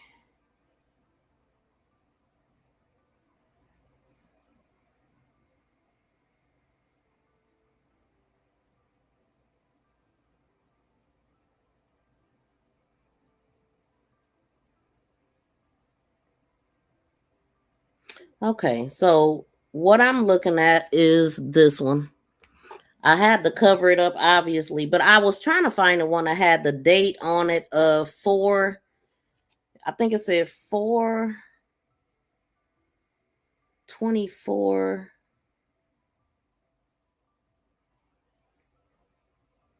Okay, so line 17 is criminal actual conduct in the 3rd degree. And then the line 16 says the 1st degree. So the 3rd degree is a person 13 to 15, and then the 1st degree is a person's under 13. It says 6/27/2025 at 1:20 p.m. I'm thinking that's when he went to court. Remember, the conference was supposed to be 6:20, but they changed it because of these new charges. And this particular one that I have up is not showing the charges being from 2013.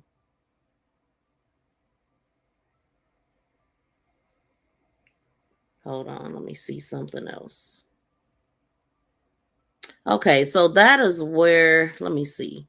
This particular one that I'm looking at, and I didn't put it in here, but the file date says 4/2/2024. And it says close date 4/17/2024.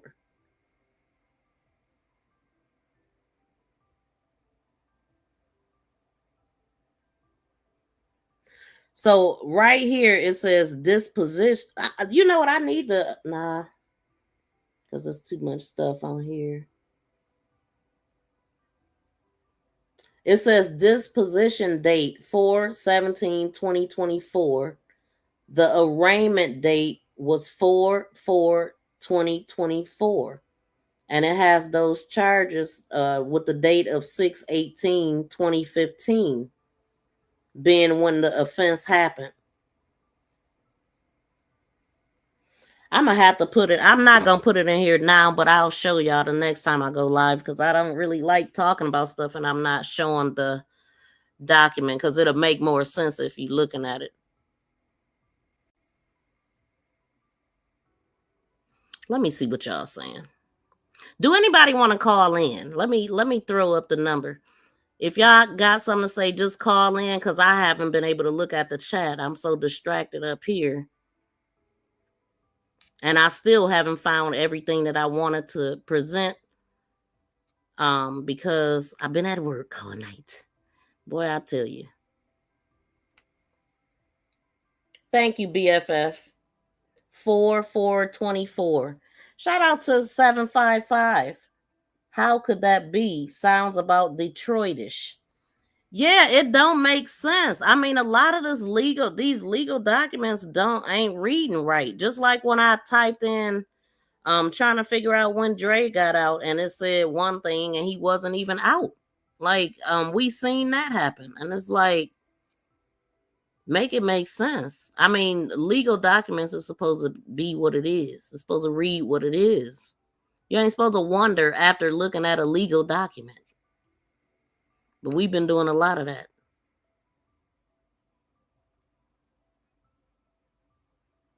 Oh, okay. Hold on. I got this. Let me move this. Dang, I need to eat or something.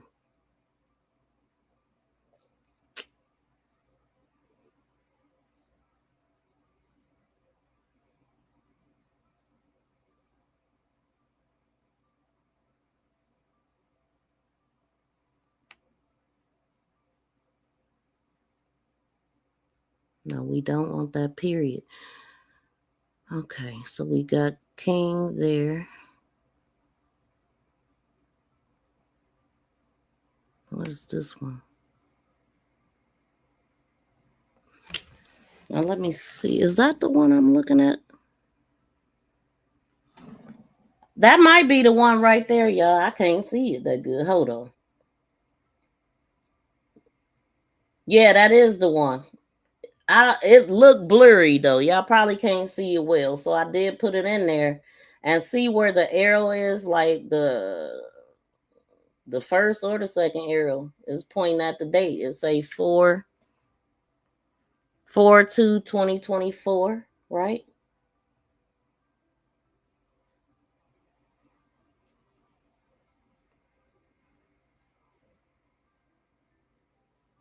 If y'all can see it, that's what I'm looking at.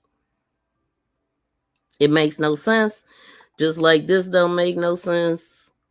This don't make sense either, y'all. Remember, we talked about this, that Jarvis was literally pulled over fresh when this baby was 6 months old. He was pulled over by the police with her. And he didn't go back to prison. Y'all see, she probably 6 months right there. She was 6 months old when he was pulled over by the cops. That's what Jernell was saying and how Jernell found out about his charges. Because he got pulled over and they needed to get the baby and all of this stuff. So she was looking up to find out what did they hold him on? What did he get arrested for and end up running into all of that stuff? But my point is, he had a baby with him at that time, and they did nothing. So he just been skating by the whole time. And it's like somebody is looking out for him somewhere, is what it looks like to me. Or looking out for the organization, because I don't believe that it could be this many mistakes in one case involving a little girl that wasn't protected. Shannon literally said it. ZIYAH wasn't protected. We know. We all know she wasn't. Great pick. Shout out to Kippy. So the other petition looks shady. This one screened correctly done. Okay. Yeah, I mean, I would go with Tamara Liberty Smith anyway, because she is helping in the investigation and we don't know who the other person is. So I would have automatically went with that, with her, because that's our mission. You know, I got it off of Roxy Page and then just kind of went from there. I can't eat anything. I had several teeth put on oh my God, ouch. Jeez. You could drink something, right? You said on the 3rd. Oh shoot, you probably can't. Yeah, you can't drink nothing through a straw or anything like that. I hope you get well soon. 755 said, I was born and raised on the east side of Detroit. I left in 2017 and I ain't looking back. 755, I want your story. I want your story. I want you to call in one day and tell us what happened over there, if you want to. But it was pretty bad over there. So that's how these criminals get away with so much. I'm saying everything is off. It makes no sense. 755, what street was that you told me about, if you want to say? Shannon looks simply awful. I don't know which one is which, but good Lord, that belly got a seat by itself, don't it? Both of them. And Annette's legs ain't playing either. Them some big gusts. Hold on. That's how these criminals get away. Y'all can call in. How could that be? Sounds about Detroitish. Look, how am I reading the same comments? Pressure burst pipes, that's for sure. We gonna keep applying that pressure. We gonna keep her name alive. I mean, it's a lot to go over. It's still a lot. I mean, I just don't. I probably should have waited, because I feel out of source a little bit. Annette looked like Mr. Burns.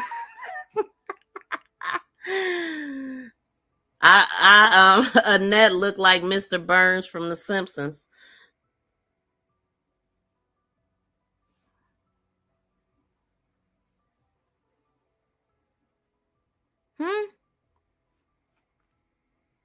I see you right now. Yeah, please hit the like button, y'all, if y'all have not got a chance to. So I was just trying to see if I'm missing anything. At the end of the day, Milky Way said, it doesn't matter who made what first. Sign both. I'm sick of people making this about their feelings. Okay, you got a great point there. Yeah, you got a great point. You could sign both.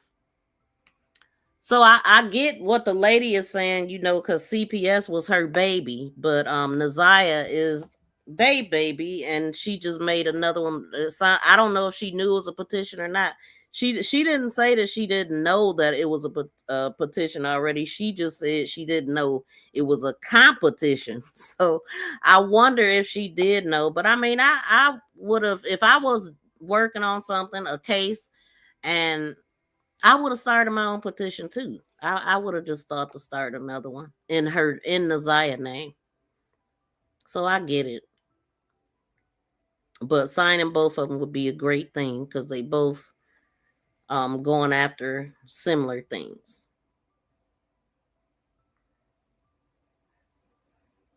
And the lines are still open if anybody want to call in.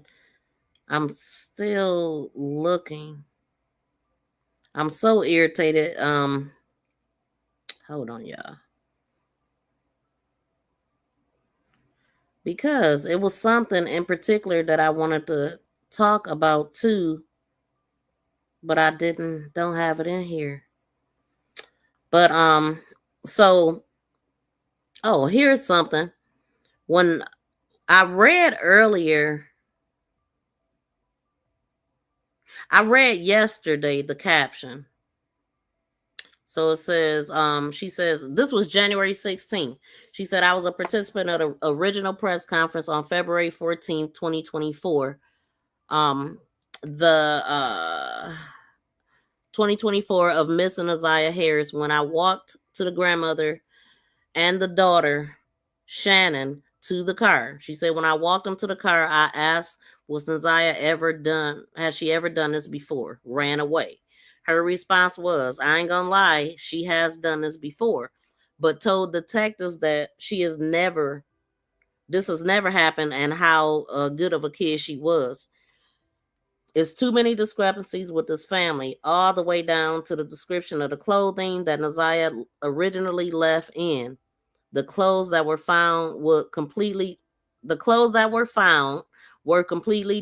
than the clothes she had on that morning, including the shoes. Per the flyer, she was wearing a light blue jean shirt, light blue jean pants, pink and white Rugrats coat with fur collar, and blue and white Nike gym shoes. Even if you can remember, the pictures on the flyer changed. Originally, it was the photo of her head slightly tilted and she looked older. That's the one of her waving, I guess. And no, slightly tilted. I know it's one she's talking about. Well, she looked like she had something on her mouth on that one. So she said, I usually get to the bottom of things very quickly, but this little crafty, slick family got me stuck. Where the hell is ZIYAH? And then she said, I feel we've been purposely sent on a wild goose chase. This is solely my opinion. I'm deep in my thoughts. And she has the picture of them at the press conference. And somebody said, I'm deep too, because if they lived on Bedford, which way? Because she was seen walking on Bedford. And if that's the case, did she stop at home? See, because she clearly didn't wait on him like she said she would in the text. Nah, she was walking. I believe she went home, changed her clothes, and went about her day. Went to the shop. But y'all know what? Maybe she did go home and he picked her up at the house like he was supposed to. Because don't nothing else make sense. I mean, but she said, I'll meet you there. If you ain't there, I'll wait. If she was at home, she wouldn't have to say she'll wait. So that just don't make sense. But what's tripping me out, people was on the same thing that we're looking at now. And she said, I believe she went home, changed, and went about her day, went to that shop. I know what's going on. They know what's going on. What's done in the dark shall come to light, and a lot of stuff is coming to light. Somebody said, I think the community will solve this case before the court. Shaking my head, they let too much time go past instead of properly investigating from the beginning.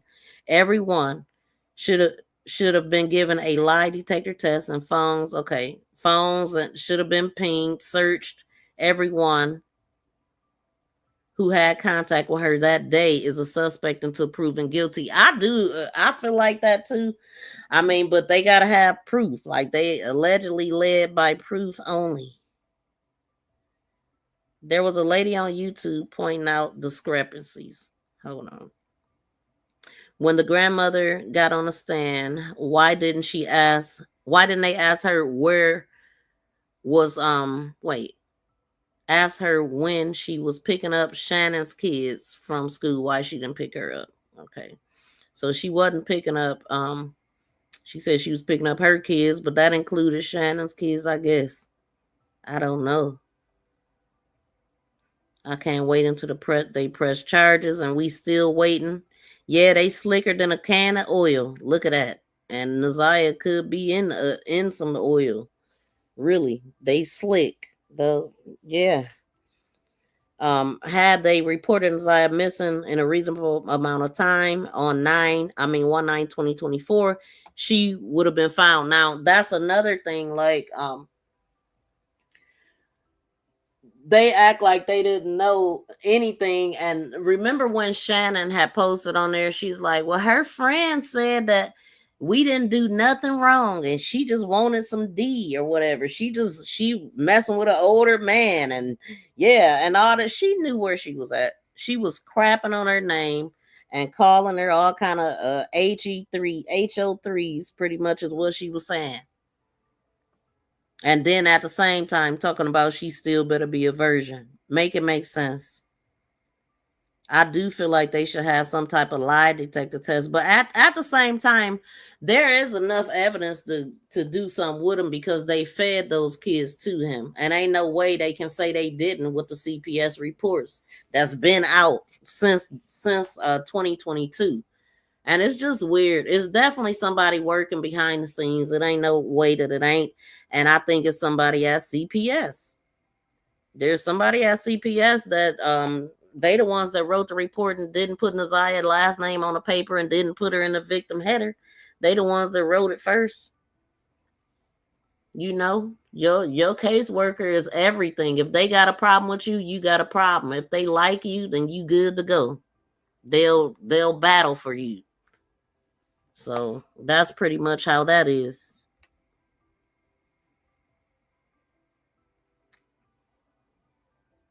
I hear ZIYAH was the only kid that went to school in the house that day. I don't believe that because they're saying in court like she went to school and everything is presented that way, but we'll see. I heard that. I mean, Annette said she went and picked up her kids and stuff, and that's what they going by. And I don't know where that came from. That I've been hearing that, but I just don't know where it came from.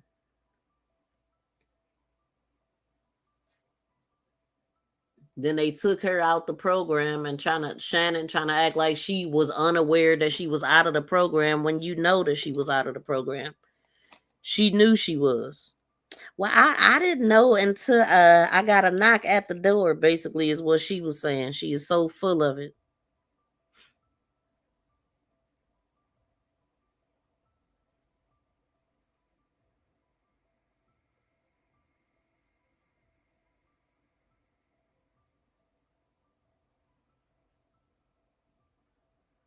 You know, I was sitting here just kind of giving my thoughts about ZIYAH's whole situation and, you know, policies and procedures as far as, you know, certain agencies and things like that with CPS and Detroit Public School and, you know, people who seen things and didn't say anything and, you know, just kind of being bothersome with that. So is there anything that you would like to say in particular, or because I don't know when you came in or what you saw, what you didn't see, what you heard, what you didn't hear. Roxy, can you repeat the hotel situation because it was loud? And so I can't collect every single piece of clothing and article that we find. Later, I get the information that as the search team is out there, they had called 911 because they saw these shoes, and they posted a picture of these shoes somewhere or sent it to ZIYAH's brother. ZIYAH's brother then reached out to me and he sent me a picture of ZIYAH wearing the black and white Nike shoes. Stomach on the ground. Once I saw she had the exact same shoes on that are depicted, that were described out there, I knew immediately where to go.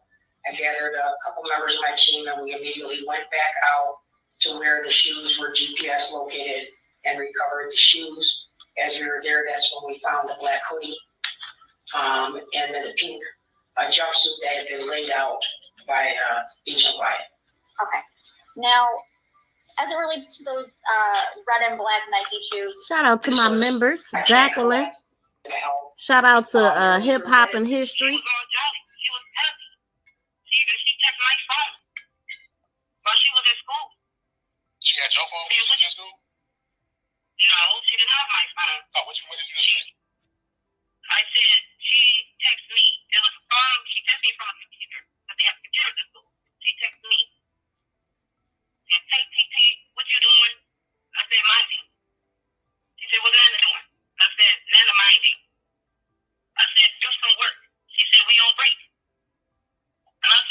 That was the last time I heard from her. Wow, minding. So that's how you respond to her? The girl was only checking to see where they was at, I believe. She knew she was happy because she knew that she was about to meet with this dude. And she was in... Again, this was early on, but so yesterday, I don't know why I kept saying she called Shannon. No, she never called her. She texted her, allegedly, what Shannon is saying, but I just kept saying call. But so yeah, I didn't hear that said in court. I didn't hear her saying that on the stand, but somebody commented and said that she mentioned it. I don't recall, but I also wasn't listening for that at the time. She kind of nonchalant, period. Just because how can Merv be on anything to where he did not want to be involved inside his wife's life at all? He only came over by the house only twice, from 2 bites. And a couple of weeks later, Hey, Two Breasts. Welcome in. he answered the phone. She said, "Hey, Dad." He said, "Who is this?" He said, "Your daughter, ZIYAH." He said, "I don't have a daughter named ZIYAH." All of the things that you said. Whoa. Is she sick? Yes, I have 5 kids with Jarvis. Yes. Predator. He already has been bound over to face trials for the sexual abuse of one minor and another young girl who just happens to be his own daughter. Now we come to the crushing case of the daughter. Did y'all hear that? His own daughter. And I'm wondering if it was old girl's daughter.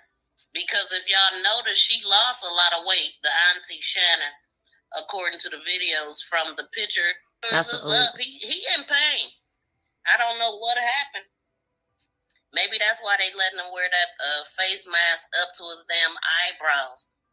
We will provide to you later a very skeleton timeline of the time right before her death, before and after. Of course, the detail will be provided in court. The evidence shows overwhelmingly in this case that she is in fact deceased. The last time she was seen alive was January the 9th of this year, 2024, almost 9 months ago.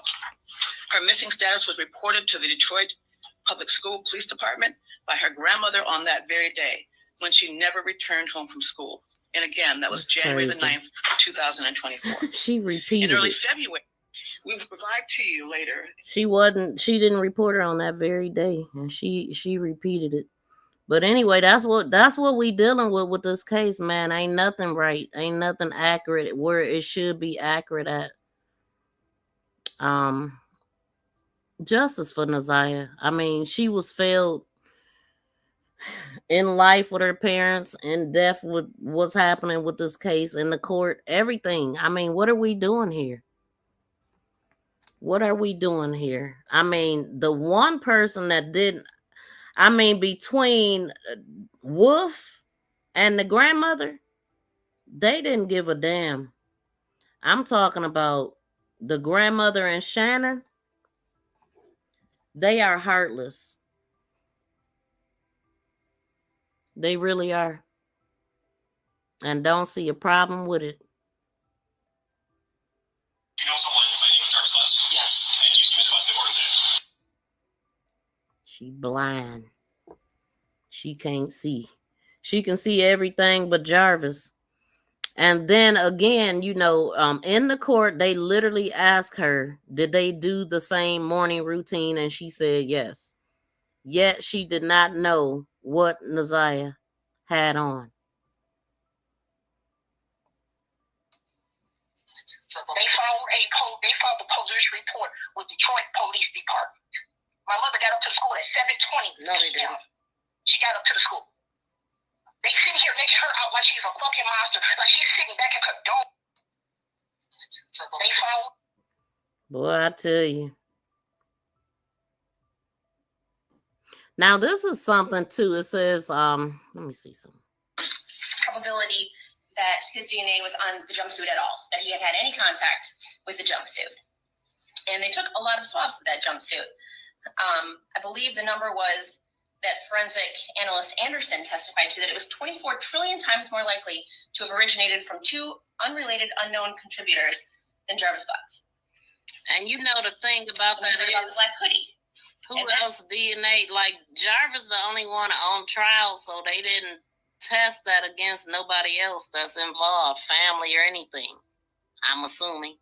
Black Hoodie was significantly more weathered than the pink jumpsuit. We heard about that from the Border Patrol agent Barnes and other folks that came into contact with that that sweatshirt. That it looked like it had been out in the weather much longer, and we don't have an explanation for that. But those appear to be tears in the top of the hood. They don't appear to be stab wounds, and they certainly don't appear to be bullet holes. That evidence appeared to be placed there, which would explain why it ain't as weathered. The testimony from the forensic analyst, Rion Green, was that it was such a small stain that she was afraid she would consume it if she did additional testing. She tested it once and couldn't do any follow-up testing or confirmatory testing because she was afraid they were going to consume the sample. Exactly. So how did we get so much blood on the outside of a jacket, but not on the undergarments that was closest to her? That don't make sense to me unless they planted that there and just put it there. But one thing that stood out about that pink jumper, I remember them saying, is that it wasn't as weathered as the jacket itself. So as it wasn't even sitting out there as long as the jacket. Mm-hmm. There was also no statistically significant support for finding Mr. Butt's DNA on that stain sample from the pink jumpsuit. And there was no statistically... Oh, I meant to put those messages in there. Speaking of that, I meant to put the messages that he sent. Talking about $100. We heard about a school ID card that belonged to ZIYAH. We heard Valerie Smith testify that she noticed it at some point in February, maybe a month or so after ZIYAH was last seen, and that she decided to pick it up 2.5 weeks after she first spotted it. But she was pretty clear that she only noticed it about 2.5 or about 2 weeks before, but that she looked at it every single day. Seemingly, if it had been there before then, she would have noticed it. When did it get there? We don't know. There was no evidence. There's no testimony as to that. And there was no other evidence found in the 7 Mile and Greenfield area, and there's no evidence that Mr. Butts was there. We talked a little bit about the medical records, but all they tell us is that ZIYAH Harris didn't have a life-threatening condition as of October 24th. They don't tell us anything about her physical condition between the 24th and the 9th. So I can't collect every single. Yeah. Justice for ZIYAH. So I wanted to play this because when we were listening at Tammy speak to Roxy and Mark D. This funny because I just randomly picked on this, but Tamara was just talking about Tammy the psychic. So they mentioned 3 names, and it was Nay, Anthony, and Chris. She was on point with that.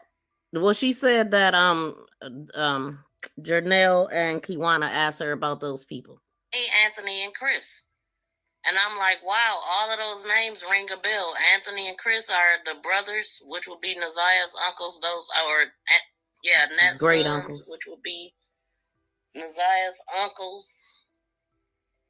And then Nay was his girlfriend. I mean, we might as well still call her girlfriend. She's still answering his calls and calling other females for him. And this is the one I think he was on the phone with when he called Latresa. When she asked, how did you call me? And then she was the one that kind of seemed like she was irritated or didn't hear the phone number that he was asking her to call. So, well, why are you still involved with him? If you know, you still in love with him? No. I've been finding out a little bit. Oh, before this, because you was waiting on him on January the 9th. You was waiting on him to show up. They are trying to keep closure and stuff. So she like, I let him hit it one more time for closure. Do you know Jarvis? He my ex. He's your ex? Yes. last relationship? That was back 2023. 2023. You got any kids by him? No. So the prosecutor also said that investigators found clothing believed to be Harris's in the area Butts visited near the Rouge River around 7 Mile and Berg. Worthy said this the clothing was damaged, indicating that there may have been a struggle. We seen all that. We seen all that. Hold on.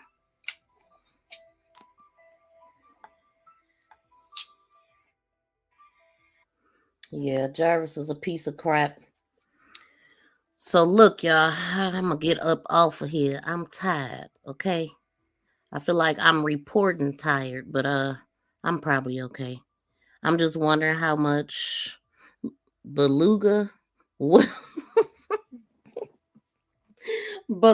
well did. I'm just chilling. How much is shout out to Woke the God. I don't see her, but I see y'all speaking. How did what they found not get weathered or dirty? Exactly. That pink jumpsuit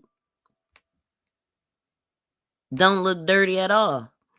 And that would have been like some people was entertaining the fact that maybe she had it on under her jeans, you know. But ZIYAH, she was the type that would match. So I definitely don't see her wearing that with some red, black, and white Nike shoes. You know, that don't even make sense. And then where's the other stuff? The coat, the book bag, all of that. So we waiting. We can't wait until the trial, and I don't know if that'll be delayed or not, but we here for it. But I'm gonna go ahead and let y'all go, man. Thank y'all so much for tuning in. Please smack that thumbs up on the way out. My theory is he strangled. Yeah, but where's her body? Where's her body? Oh, and you know another thing, people don't realize. I know that, you know, they saying that she's deceased and they telling us the reasons or whatever, but there has been cases where people have been kept for what 18 years. What was that name we was looking at, BFF? This woman was held hostage for 18 years. I mean, they didn't have the technology that they have back then. But just like now, if somebody leave a house without their phone, it's going to be hard to track that person. These phones are police devices and they making them more sophisticated. I mean, they're making it easy for them to get the information. Like, I need to figure out some stuff. Like, these phones be like, oh, do you want to save this on Google? No, I don't. Like, I want my phone stuff to be on my phone. I don't want it on Google. So yeah, that's annoying. I got to figure out how to switch that, but disposed of it, and like bones and stuff don't go away. You can't get rid of those. Like, what did they do with it? Like, they got her really hidden well. They really do. If we are to believe that she's deceased. But there was also a man back in Cleveland. I know I said I was about to go, but I just thought about that. I thought about the his name was, what was his name? He had several women. His name was Arterio something. I can't think. But when I come back, we'll talk about some similar cases. I'm gonna get my butt off of here. But anyway, y'all, thank y'all so much for tuning in. Please smack the thumbs up on the way out. And I definitely gave the opportunity for anybody to call in because I don't get a chance to look at the chat a lot when I'm looking at everything else. But I also want to know what y'all have to say. So it's okay that nobody called in, but that is what I like to do. because if I can't read the chat and read the stuff that I'm looking at and stuff, but I kind of glanced at it. I think everybody is good. But I hope y'all have a great rest of the day.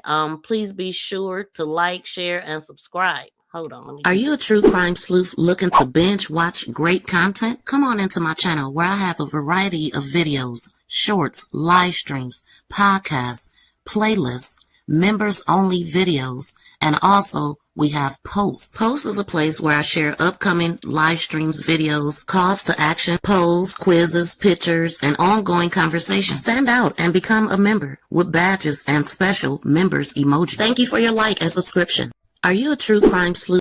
Please subscribe and press that notification bell and thumbs up. Please Thank you for sharing.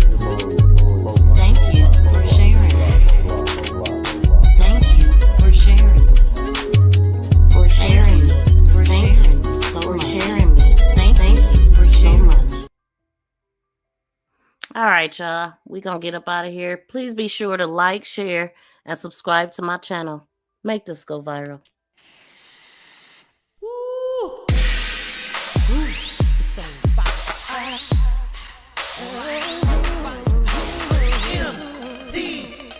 Shout out to 755 Media and Sandy Music.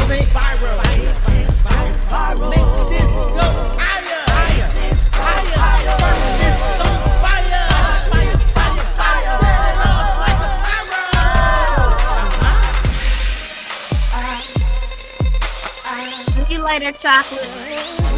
I don't think that's ZIYAH in that video. It sure don't look like her. It definitely don't. Peace and love, BFF. Until next time, kittens.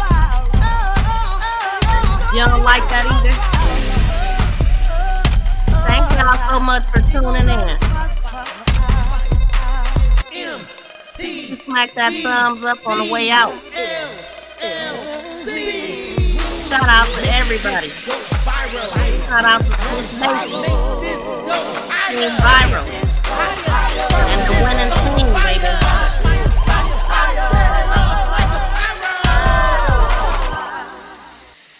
Peace and love, y'all. We out.